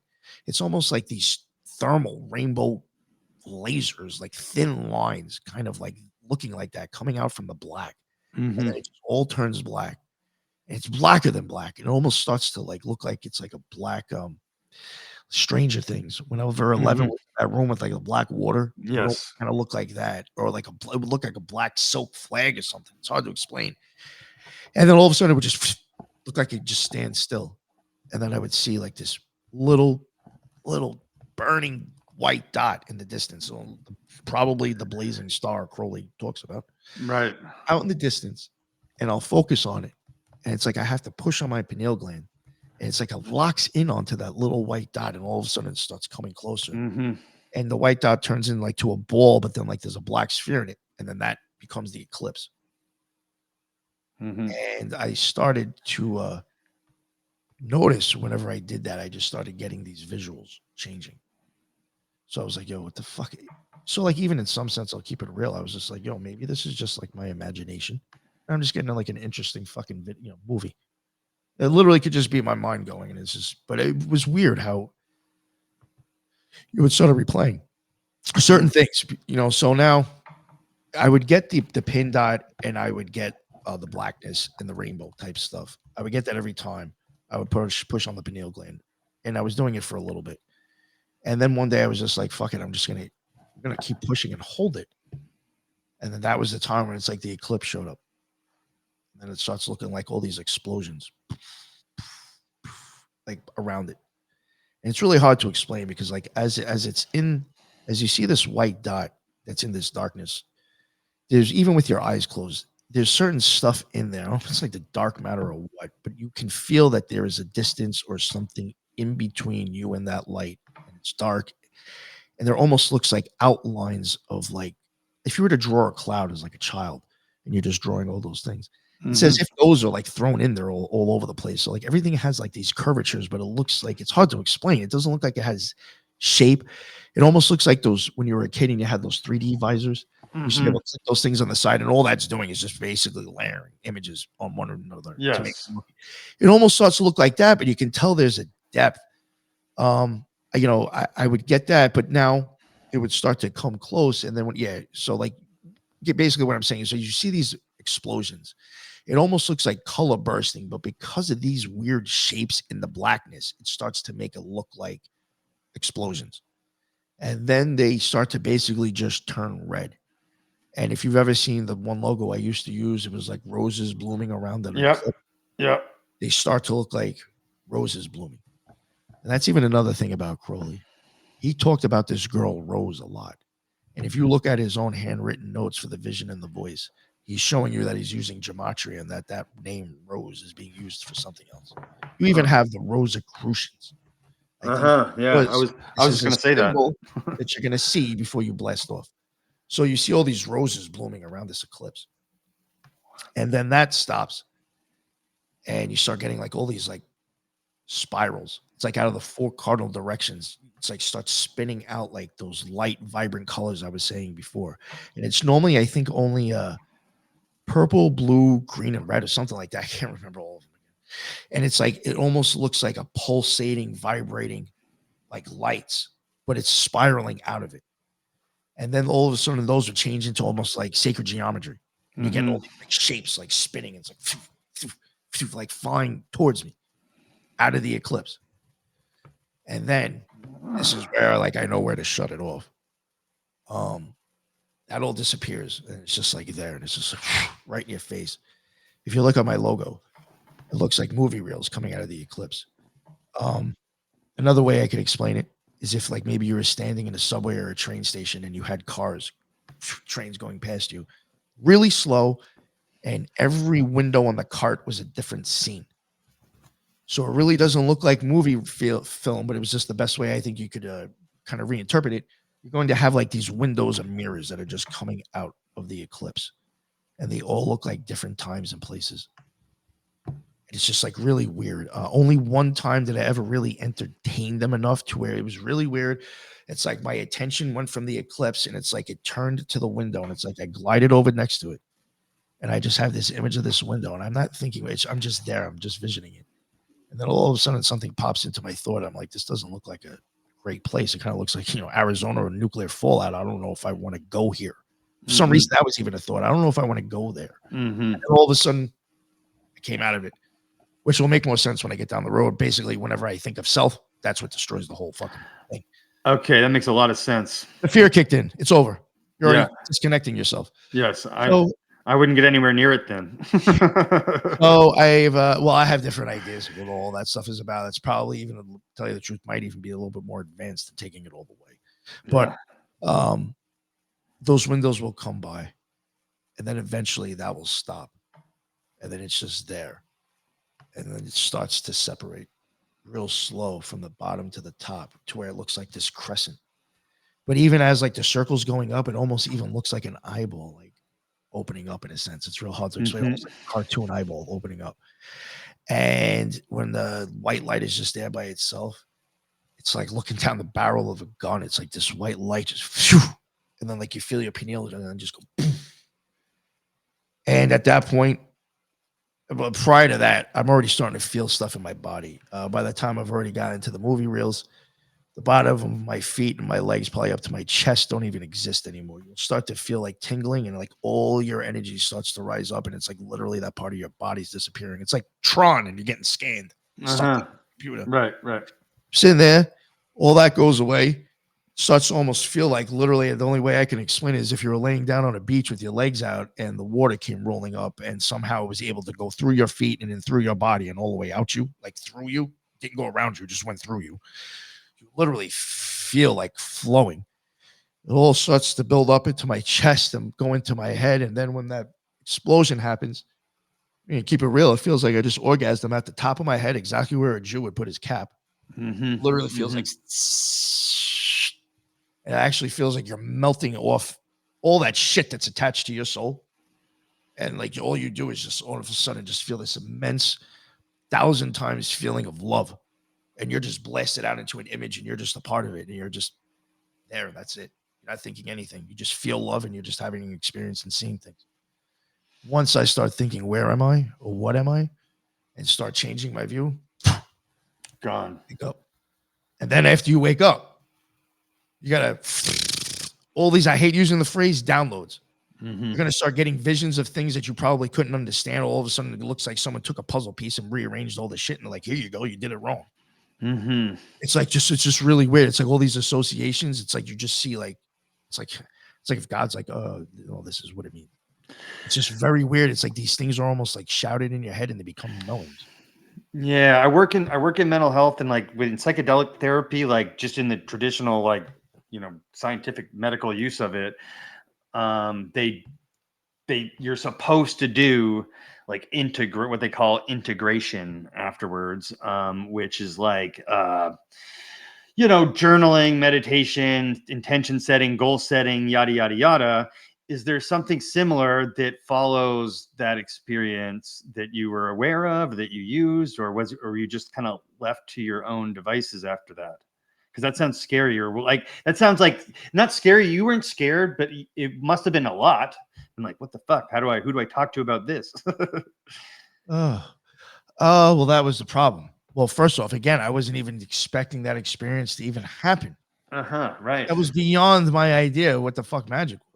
I tried telling one or two people from the lodge I was in. I'm like, oh, maybe you have a magical journal. I'm like, so I could have done this myself. You didn't tell me anything different. And they're like, oh no, it just sounds like maybe it was like astral travel. I don't know. So they obviously my fucking pupils experience. Like, you want to tell me what the fuck happened? Yeah, your physiology changed. And I want to say that I observed your physiology changing like slightly while you were telling that story, by the way. Like I could see the energies changing in your body. I've even posted on Twitter a long time ago. I might even have the picture on my phone. I mean, there was one time again when I was bringing myself to the edge. It will fuck up my eyes. Then I even posted my pupils changed. It happens. So what did you do then? Like where did you go? Like how do you fucking reckon? How do you deal with You know that? what weirded me out? And I'm gonna just keep it real, as silly as it sounds. Yo, most of the shit that NASA be feeding you, man, that's exactly what the fuck I'm seeing. Yeah, probably. I believe that. I believe that 100%. That's why it's just like, I think that was another thing. When I had that experience, I was like, so what the fuck is all these I mean, let's keep it real. They're all mostly CGI anyway that NASA's handing you. most of it, yeah. Almost 90% of it. What are they actually really showing you? And then when you start looking at Jack Parsons and Aleister Crowley and they're tying in with all that type of shit, who knows what the fuck NASA is really about anyway? So after this experience, though, you started to see things, pop culture, everywhere, everything. Yeah. You know, politics was probably the thing that slapped me in the face the most. Okay, how so? Oh, to me, it was just so blatant that it was very occult. It's blatant, both like sides. Anyway, but like, yeah, I can imagine it being the obvious one. Yeah, it seemed very. I was like just seeing like tons of Kabbalah, and it was just the numbers, the gematria. I was like, yo, this stuff is off the hook. So that kind of threw me for a loop because another thing, I was really never into politics, and I guess just I think at that time during all that shit, I mean, they forced people to even think about it to begin with. Right, exactly. You know what I'm saying? So like I started like looking at it and I was just like, oh, at first by the time I'm just gonna keep it real. First, the Democrat Party, I was just like, holy fuck.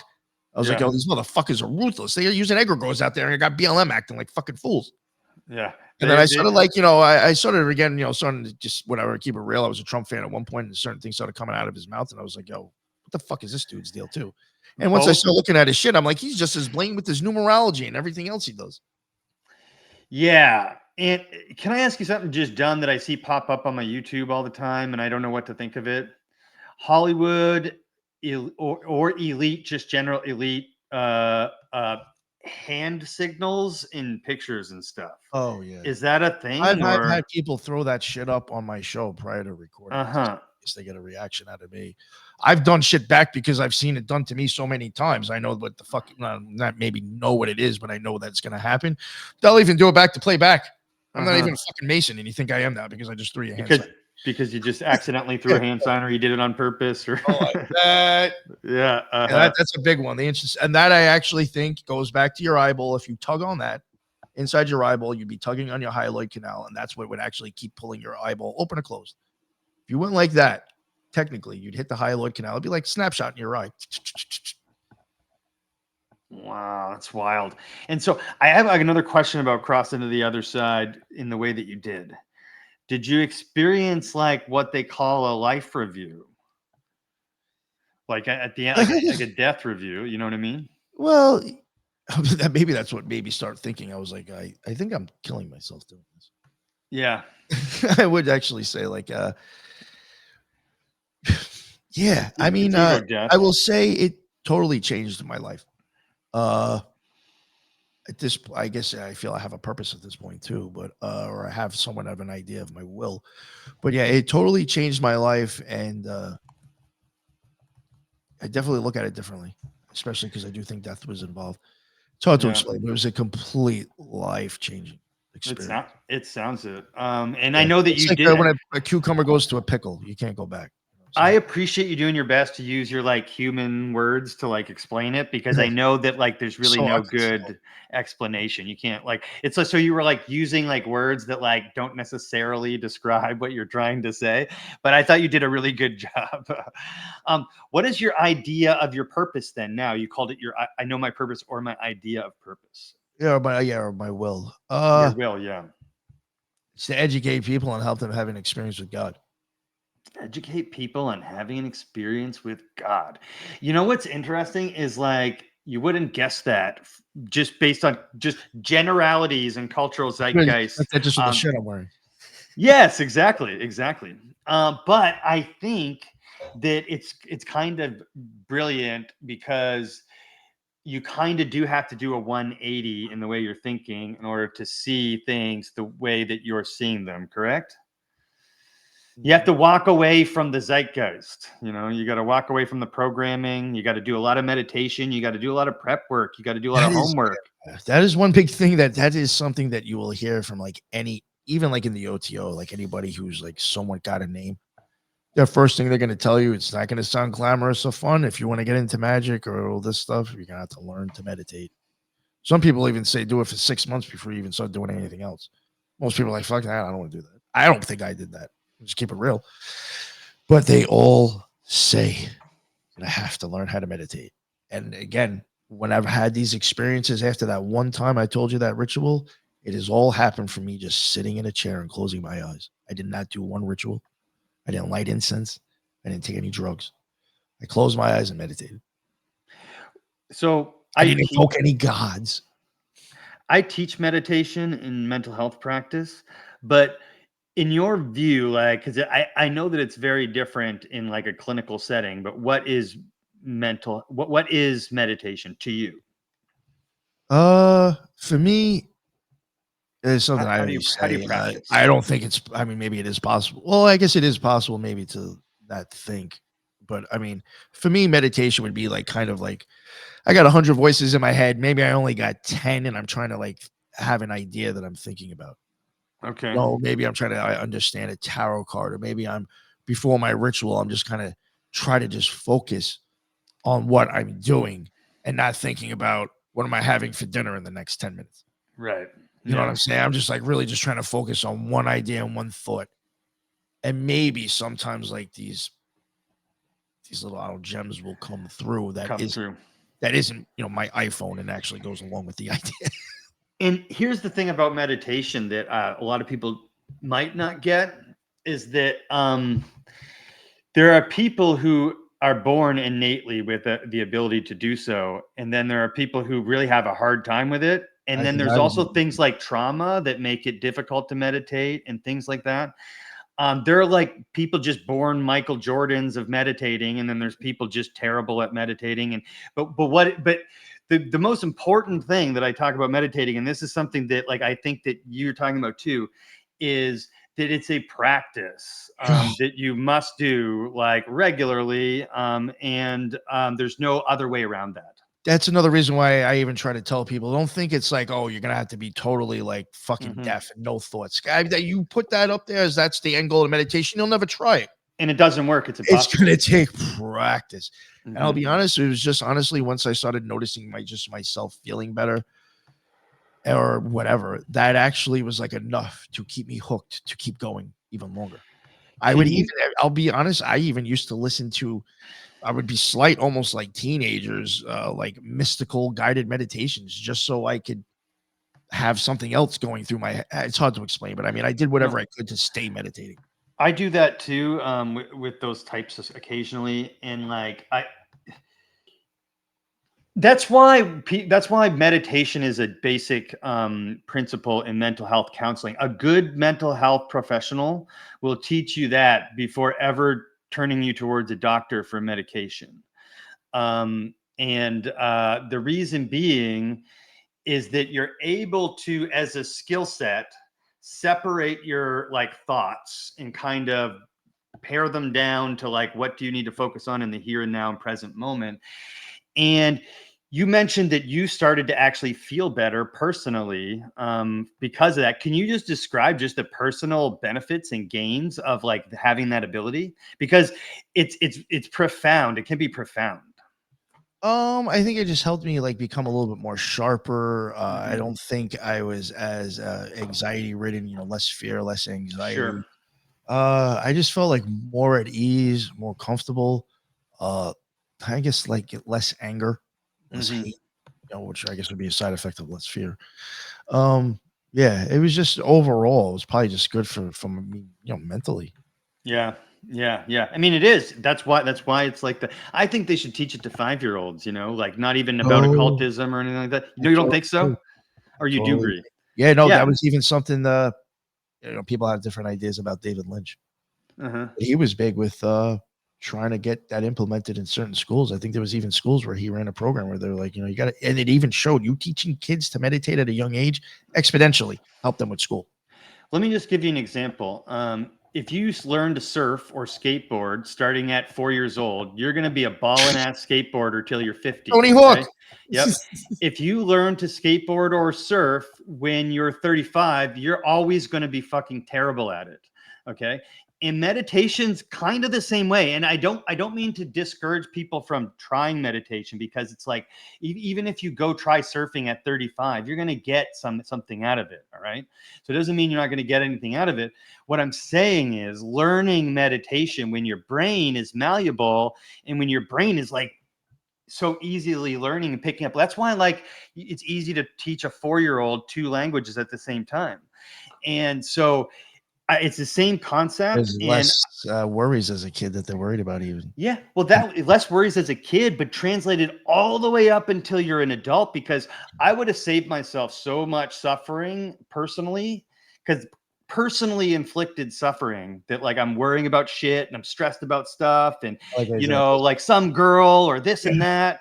And like had somebody told me when I was 5, like if I did this for 15 minutes every day or twice a day or whatever, that I could like be strong emotionally and mentally in like difficult moments like that by having that ability, I would have done it. I'd have learned that. I had been given that option. So it's just that's my fucking spiel on mindfulness. And I'm not even into occult or magic or anything, but you got me interested now going in that direction. So we'll talk more about that. I wanted to get into what you're working on with your new projects. So you typically do these live streams, which I love, because you've got this really interesting cast of characters. Can you first explain the structure of that? Do you have like a specific group of people who are the Occult Rejects, or some people are kind of part Occult Rejects, and what is the Occult Rejects? I would say it's a core group of me, Headless Giant, Jin the Ninja, Robbie Marks. Oh man, I'm having brain farts. Yeah, me, Headless Giant, Jin the Ninja. All your shout outs. What about what's her name? The blonde. Brooke's part of it. Yeah, Brooke's part of it. I like her. She's cool. Sarah and Jacqueline from Universe Unveiled, they're kind of like part of it. Right. Yep. I will have them on sometimes. It's probably like a total of Jules. God, I don't know how I forgot him. It's my boy. Yeah. Shout out to anybody he forgets. He's on the spot right here. Yeah. So it's a group of them and Tyrone. He's been on a lot. Yeah. Yes. So it's a group of us. Everybody kind of has their own little shtick. There is a core group where I'll say me, Headless, Jin, Ethan Indigo. I forgot Ethan Indigo. Shit. Ethan Indigo. Shout out Ethan. We all study or practice magic of the occult. So there is only probably like 4 or 5 of us out of that whole core group that are, I don't know how to say this lightly or politely. It's the best way I could say it. That actually, in my opinion, are authorized to talk about that stuff deeply. Right. No, I don't. It's not nice. It's a very niche thing. It's a very niche thing that you literally have to practice and do. So I'm not. You probably come across a lot of people who are like, I'm into magic, and you're somebody who's put in the work, and so I get it. So yeah. I don't think you have to explain it. I have to the people on the show, unfortunately. Okay. And then there's people who are good at better at other things, history, true crime, conspiracies, maybe a little bit of occult, but just in a different angle, maybe a history of that.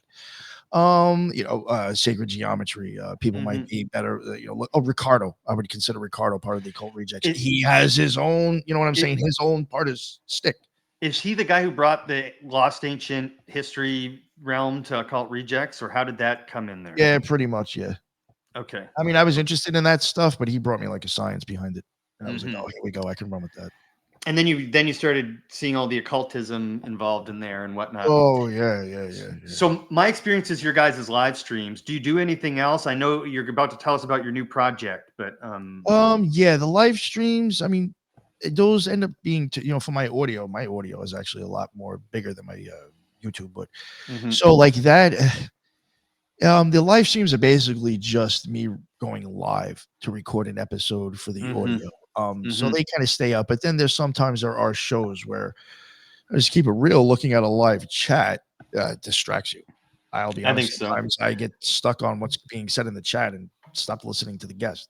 Yeah. That can be a problem. But I'll be honest, when you have 4 other people on the show, it's a little bit easier to do that. You can kind of maneuver a little bit as long For as sure. But so there are times where we will just pre-record stuff. My solo stuff that normally gets pre-recorded and then premiered. I'm trying to do my own solo show. At least I was doing once a month. I'm trying to shoot for once every 2 weeks. And those, in my opinion, are normally a lot more deeper, detailed. They could be 2 hours on like one topic. I do them solo, one, because I enjoy to do them. And 2, it's just there's times where I don't want it to be a hangout. I want it to be a little bit more serious and a little bit more just educational. And instead of being a fascist and telling other people what to do, I'll record my own episode by myself so it comes out the way I want it to. So I didn't realize you had a whole bunch of them. How many do you have? Or do you have a handful? It's probably around 10. I would have to look at everybody's name and count. Okay. There's some people that have left, some people that have kicked off. No. Sorry, not the rejects, but the videos, the personal videos. Oh, which is probably about those by now, maybe even more. Though there's obviously a lot more work, right? Oh, yeah, those. I'll even put it this way. All right, so like, because of the way I, just fuck up a lot talking. A 2-hour episode, by the time I'm done recording it in sections, because no way I'm going to read 45 pages straight. There's no way. After I'm done doing all that, it's probably about 3.5 hours, which will then get down, edited to 2. And then I will have to probably create, I've done up to 300, which I'm not trying to do again. I average around 150, 200 images on ChatGPT, which people who use that, you're not going to probably use the first one. If you may. But out of all those, you know how many times you probably remade that image to make it right? Then I spend all that time to put an image on it because I'm not trying to fucking show my face and be like, great I am. And I'm trying to entertain people and show like images. So I'm like, I don't want to be on the screen and I don't want to just leave up the thumbnail. So I spend all the time doing that. And sometimes you got to boost the mids, make it a little bit brighter because it's a good image. But ChatGPT wants to make it dark for some reason. So, you're doing all this shit. And by the time you're done, it's like, I just like spent like 40 hours making it 2 hours. That it's like, I'm obviously not even getting paid a paycheck to even make up for me spending that time. I must really love doing it. And I actually think it's the people I cover, I just think are extremely important, and they're good at showing where I'm trying to show people that I think this stuff leads you to. All these people take it a little bit farther to where they start getting into sciences, physiology, sound, and these people are old as shit. I mean, I covered one guy in Empedocles. One of the major reasons is because even back in BC, this guy's talking about your eyeball. He's saying Aphrodite is the dancing flame back there. That's again is your hyaloid canal. It looks like it dances depending if it's being pulled or not. But I mean, he was even starting to go on and trying to figure out how eyesight is. You have Plotinus. He talks about on sight. I covered him. Those guys back then talking about your eyeball and trying to figure out what's between here and the vision that I'm seeing. Is there anything in that space and in that air? They're thinking deep shit then. Is there? That's why I honestly, my experience, what I was saying before, with my eyes closed, with that white pin dot, there seems to be some sort of dark matter within those. I wonder here, is it just filled by light? And that matter in between is actually still there. It's just whatever. It's hard to explain. Filled by light. No, I get it. And I don't get it, but I understand. Yeah, you know what I'm trying to say. Yeah. Again, like, Right. these are things, that's another thing too. And I've even wondered about all the religions where you'll have like 10 versions of the word love. It's because, like, how do you even explain? I have no words really for my experiences of crossing the abyss. It's all like I have to like kind of give something that's close to it as an explanation because I don't even have words in this language to explain it.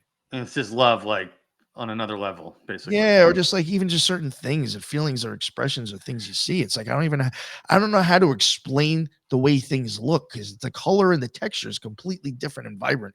I can't even explain. Like, I'm just going to throw some random words out there that maybe you might feel when you're there. Acceptance. I guess. I mean, I guess that might warmth. Yeah, warmth. Yeah. Warmth. Okay. Love, acceptance, warmth. Yeah, feeling like you're being taken care of. Like you're not alone. No. How about not alone? Well, that's the thing though, is when you're having this experience, there's no physical things there. So it's like you are alone, actually. Okay. But you're just kind of like visualizing like colors, like, you know, again, like I'm saying, like stuff you'd see in NASA, like the shit behind us on the screen. Like, I feel like I'm alone a lot, like piloting like a fucking meat puppet, like through space. And even when I'm with a bunch of people, I have this weird abstract feeling like I'm totally alone. And so Crowley goes on about that in one of his things about being, I think, alone, like at the it end. freaks me out, man. But again, like there's been times where I've almost like linked it to the orphan. It's like, I wonder if I'm having that experience because all I am is witnessing it. My body's not there, and like nothing else. It's hard to explain. It's like you are alone and just visualizing things. So there's different ways to like practice death, you know, like there's these rituals, right?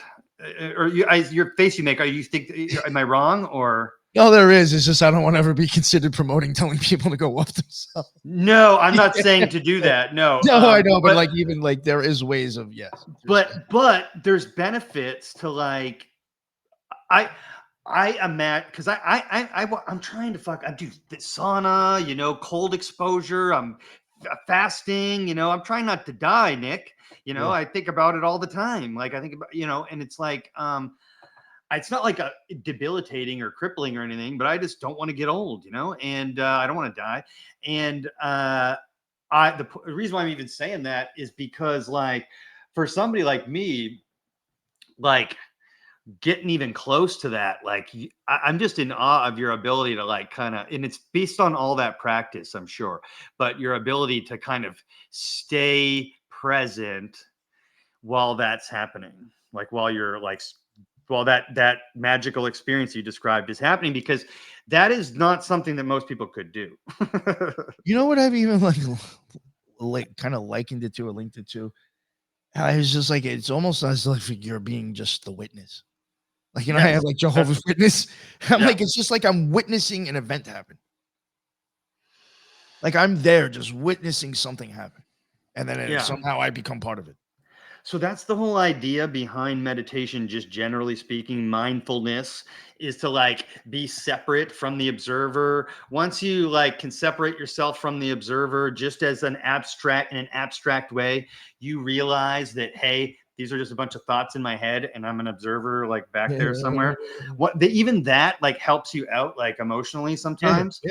But like that's just the beginning, like the base level. But there are people walking around this planet who never ever realize, they never even have that mental shift that, hey, my thoughts are just happening and I'm like here somewhere. Do you know what I'm saying? And so that those people are so scared to die that like it's controlling their whole life. That's why I say practice death might not be a bad idea. Like I'm not telling you that, I'm not telling everyone that you're saying to go fucking, you know, unalive yourself. But it's the idea of like learning not to be scared of it. Does that make sense? No, I think yes. That's actually, I know it's even just sounds like such a weird thing to even talk about because I guess it sounds taboo, but like, well, to like an average person, probably not people like us, but yeah, I think if it's my experience and my experience is what I think it is, you don't have to fear it. You know, it's a sucky thing because you will give up what you have been attached to here, but the experience will be beyond your wildest dreams. I guess maybe unless like you're a piece of shit and I don't know what happens then. But I mean, timestamp, Brittany. That was fucking profound. It's your experience, so there's nothing to be afraid of. Fuck, man, that's deep as fuck, dude. Interesting. So, with your like, you're working on this thing with vampires right now. We got Halloween coming up. Can you give us a little bit of a teaser before we wrap things up? I know you got another show coming up. Give us a little teaser about what's going on with this vampire stuff, because you look at things from a totally different angle than everyone else. And the great thing about this too is that like I wasn't even going at it from this direction. It was just like when I started looking into it, oh, whoa. So I was just like, you know what? I want to do something for Halloween. I mean, we may even do something anyway. I'm not sure. Maybe try to cover like Serpent in the Rainbow live or something. Cool. But I was like, I want to do something like a nice, easier solo for myself, you know, to put something out. You know, maybe I'll do vampire lore. because I was even thinking, I don't know, I guess Halloween popped up in my head. My mom, when I was a child, I mean, she was like super religious, but for some reason loved Halloween.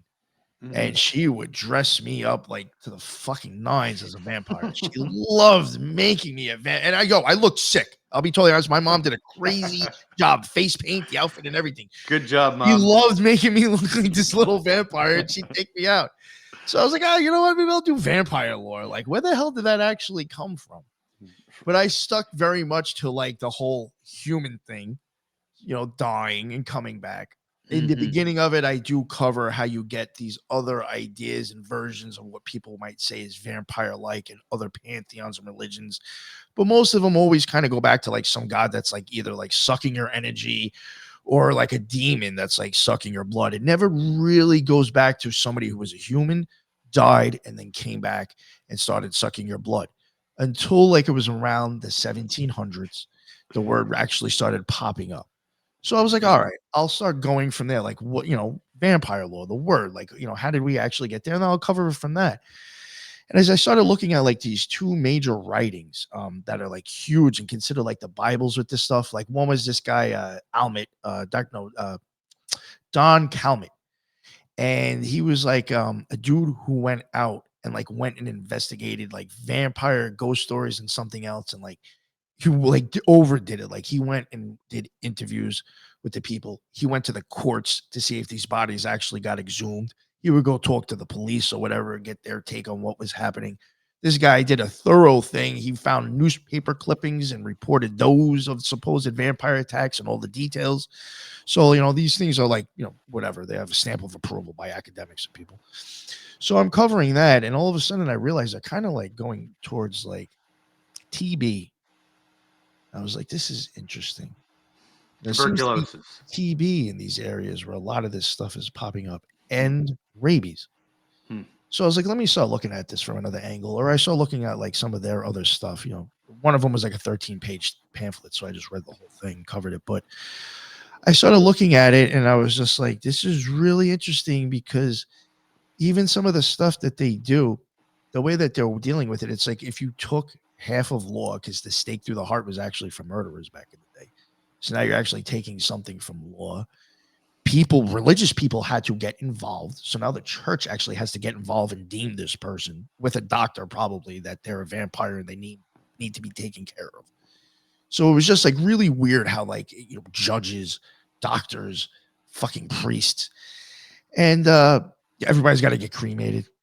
So like I started looking at it and realizing there was just like a lot of weird things. The tuberculosis was going on and people are afraid that this and that was happening and these people are going to come back. I started realizing that blood drinking was a way to get rid of tuberculosis, supposedly back then. Areas where rabies was kind of popping up, people thought of as vampires. In some of the areas where the rabies was happening too, and they thought the vampires were around, you had people that had, I forgot what deficiency it was, forgot the name. It was huge pellagra. And it gave you some sort of deficiency where you were actually kind of annoyed by sunlight and your skin would get scaly and flaky.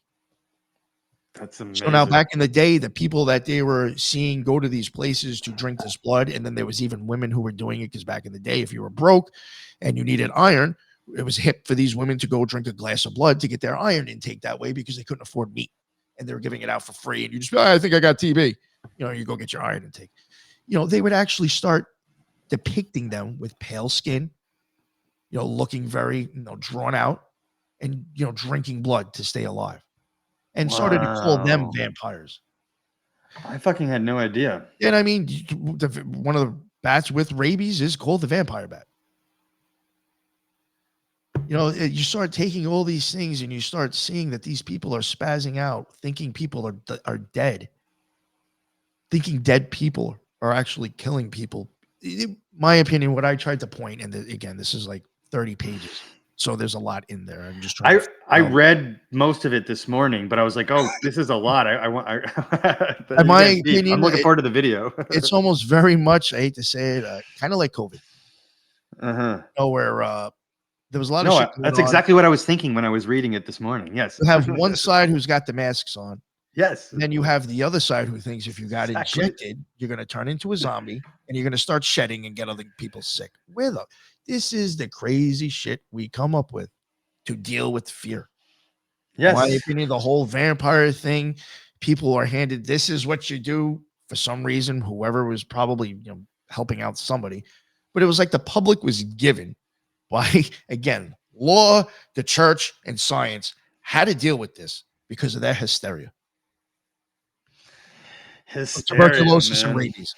I mean, again, I know it's probably sounds like, well, how did he get to there? But if you hear the show or read the notes, I think it's quite plausible that vampire, in that word, dude, just from Rhode Island and a couple of cases over in Poland and Russia and a few other countries, it's all due to tuberculosis and rabies. If you look at all these outbreaks, it's all at the same time. Blood drinking is being tossed in there. Even the rabies for practical use too, though. They were doing it for practical use. Even rabies, there was like almost a ritualistic way to get rid of that. I mean, I see where you make the connection. I think it's obvious, especially like if you look at like the modern example of COVID and how fast hysteria can spread. And then Poland and Russia, these vampires were out in the middle of the day sucking blood. So where's the analogy to that one? Well, most of the things that are even being said about these vampires are nothing that Bram Stoker hands us. Right. Yeah. I only saw that movie like one time, and when it came out in the 90s. Is that any good? It's all right. I mean, that's even another thing I even mentioned. Like these ideas of vampires, there was nothing sexualized about them at all. So I mean, even where did that start? That's a shill way to sell it. It was a shill way to sell it. That's all that is. You're grifting. It's a 20th century. Yeah, I get it. Yeah. That's hilarious. Because in the 20th century, the vampire gets turned into this seductive, elusive, like, that's insane. That's very interesting. So when is this video plan on having that out? In a couple weeks or a month? That will drop. Well, I definitely now, because I wasn't, it was a little show. I wasn't sure what I was doing on your show. I was like, if I covered that topic and I dropped it on Halloween the same day you did, I kind of feel shitty. But since we really didn't get into it, I will definitely now drop it on Halloween on my show. We'll do both. Probably as a premiere. Yeah. So Halloween that will drop, and maybe even in between then, I don't know if I can pull it off because I have too many. I have booth events that I have booths at the next 2 weekends. Where I would like to do zombies as well, because because we are kind of want to get into Serpent in the Rainbow at some point as like a group thing to cover. And I think like kind of covering the idea of zombies, and even again, this works perfectly with me talking about my herbs, those supposed concoctions that can be used that technically again kill you, and you come back and you're different. It's the same themes, man. I see it. I don't think it's too much of a stretch at all. Like, because like I mentioned, modern COVID, imagine how easy it was to fucking trick 500 people, spread across like a small town in Europe or New England or something, right? And how much, like, one guy who everyone believes, like, says one thing, and then it's like, yeah, she's a witch. It's like the whole Monty Python thing. I know, that's exactly what I thought of when you said she's a witch. Yeah, she floats like a duck. She's a witch. Right? Exactly. If she acts like a duck, if she floats like a duck, then she's made of wood. Yes. Therefore, she's a witch. And they're like, better at the stake. Got it. He's like, she turns me into a Newton. They're all looking at him. He's like, I got better. No, but I will even say real quick, just even these stories again, death is involved. Always. And just like magic, death is involved. This is very illuminating for me. But like I said, I purposely kept myself in the dark on you and like these topics, and I hope that's okay, because like I wanted to like be, and it opened the door for me in an interesting way to look at things in an interesting way for somebody who's like just wants to like look into like these ideas, occult topics, like spreading, spreading your positive, which is the positive message. Where do you start? Like, where would somebody start? Like, just with videos on your channel, like, meditation? Oh, yeah. Well, I mean, I would suggest meditating. That's always huge. Learn to meditate. Maybe, get a book on chakras or something, or look into chakras. Mm-hmm. I mean, I really, I'm big into Kabbalah. Mhm. You know, there's one person I do suggest his book, Gareth Knight, because he covers the spheres and the paths. It's a huge book. Mhm. And he does like kind of stay middle of the road. I Yeah. don't see him like promoting any certain things. Like I'll see him shit on Crowley, and I think he might even disagree with certain Golden Dawn stuff. So, you know what I'm saying? Like I don't feel like he's like pushing any savior. He's just writing a book on his experience with the Kabbalah. I think that's good. You know, I mean, again, I'm going to bring it back to my show. I would look at the older occultists that I've covered, the Grimoire series. Those are good because they could show you, like, you know, again, I'm talking about, you know, books that are hundreds of years old that are drawing eyeballs and brains, you know, or talking about music. There's proof for you to see that these people were looking at that stuff, and maybe, you know, open up your idea of what, you know, magic or occultism might be. In the past, most people that were involved in that were all considered polymaths. Hmm. You know what I'm saying? They weren't, you know, and that's, again, I think if you look at it like that, you're going to have to start entertaining science, physiology, and music if you want to be a polymath. Well, yeah. I mean, I think that's. I don't. This is gonna sound like I'm just like making shit up almost, but like I think that everything's connected. That's why the universe is a fucking polymath. You know, like that's how this shit all glues together. There was a That's my best lady. way to explain it. There was a lady I covered at Saint Hildegard. She's actually well, it's not her voice, but her music is actually, believe it or not, is actually in my intro. Mhm. That woman's voice is actually supposed to be Saint Hildegard music, Catholic Church nun. I mean, where was I going to go with this? She was a polymath, and believe it or not, I'll use Iron Maiden again. We may not have Iron Maiden if it wasn't for her, because she is the one who came up with harmonizing. Amazing. And she was, you know, again, she's a saint. She's considered to actually have an experience with God. She had her visions read by somebody by the Vatican, and again, I even wonder about the visions. If, again, mind repeat, is that a way to actually show somebody that you've had an experience? Because maybe there is common things that you see. She convinced the church that she had an experience with God, but if you like look into her, she was a polymath. That lady was into music. She was into everything. You know, and it's like all these people, if you start looking at these people, you'd be like, holy shit, they have totally influenced this world too. Their inventions in science, our whole ideas of space and everything, our whole ideas of where our planets are, or where we revolve from or spin from. Those are all occultists have given us that. All of them. What we have an idea of out there was given to us by all occultists. They just changed the idea if we're revolving around us or we're revolving around the sun. We got Tycho Brahe, who was an occultist, who had an idea of two, you know, put together. It's very, you know, these people have impacted this world seriously, and it's because they're looking at science, physiology, and sound. Amazing. The toys I think we have, I mean, honestly, you can keep it real, they're probably given to us by occultists. All this technology got Athanasius Kircher back into the 1600s saying, with crystals and light, we'll be able to transport demons and spirits. Well, because of our optic cables and the crystals in our screen, I can look at demons all day on social media. Amazing. Yeah. The optical cables just light and then turned into Wi-Fi and fucking on our screen. After it turns into electricity and light again inside our computer. Being a human is so fucking weird. Isn't it? It's like the weirdest thing. Because our physiology and our spirituality can get controlled by sound, by like light, by you know, people.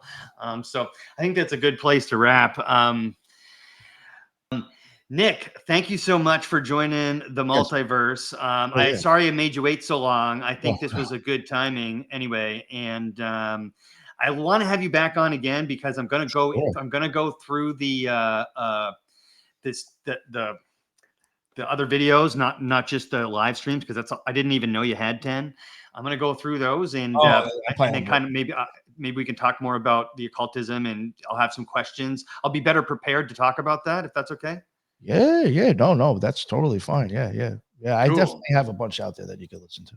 Fantastic. I mean, there's even somewhere it's like me and somebody else, which I can kind of come on and cover anyway. It's just Fantastic. And now we have the new collab feature, which is cool. So, all right, man. We'll link all your stuff below. I know you got to split. I got to split. I I gotta got do to a be show on somewhere. Kabbalah now with the Occult Rejects.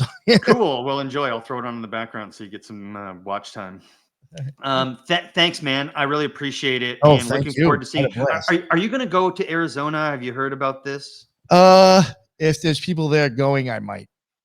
So I'm going. Cody's going. I don't know if you're Oh, friends okay, with you him. are, okay. Nick's going. Tyrone's going. I think you're Nick. You're Tyrone's going. Aaron's going from Megalithic Mystery. Brittany's going. Oh, you are? So Okay. Mike's going. So you have friends there. Brittany's like, maybe.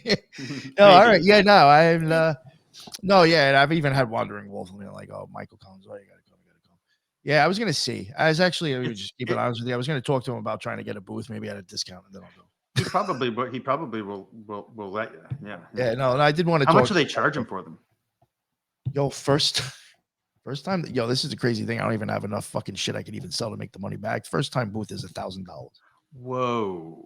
Second, if you're returning, it's 500. I don't know how you'd make that back. That's what I'm saying. You wouldn't, yeah. Like, you know how many T-shirts? Because I have to pay off the cost of them and then make $1,000 in profit. You're asking me to sell like 2,500 T-shirts. That's I can't crazy. do that. Nobody even knows who the fuck I am there. Well, no, a couple of people will now, but they'll mostly be like, what the fuck is this? Right. You don't look like anybody else here either. You know, your booth. Where did you guys go last week? And you and Tyrone went somewhere like 2 weeks ago or something. Yeah, we went to a Bigfoot Comic-Con. And where? This Bigfoot Comic-Con was in Franklin, North Carolina. Oh, cool. This Saturday, I will be in Fort Myers in Florida for Charlie's Beyond Belief Expo. And Brooke from Dark Florida, who's I think the one girl you mentioned earlier, who's part of the Occult Rejects. Yes. She will have a booth there, and she's one of the speakers. Nice. We will be there. We'll have a booth number 33 at a Masonic Lodge. Couldn't do any better than that. and then see, I was telling you before, like everybody's into these events, man. Like everybody's into these events. And the last guy, the one that I did with Tyrone, the guy was a Rotary Club member for the last 30 years. Again. All right. So now, then after that, I'm going to Arkansas on the 25th and 26th. And that's at a museum in Little Rock, and it's for 2 days. It's a huge paranormal event. It is the biggest one supposedly Arkansas does every year. 2 floors, 2 days. We'll have a booth there. So come check us out. Hardest working man in show business, pumping out stuff all week long. Trying to promote the show, yeah. Trying to promote the show, trying to get the idea out there, going to all the conventions. Check them out. Occult Rejects on YouTube, X. Where else are we at? Me? Yeah. Twitter, Instagram. I have a TikTok. I really don't bother with it. There's a Facebook streams out the lives, but I don't go on there and deal with anything. I just stream out lives there. Yeah, YouTube, BitChute, and Rumble. Awesome, and man. all major podcasts. Welcome to the Multiverse, Nick. Thank you. Boom. All right, man.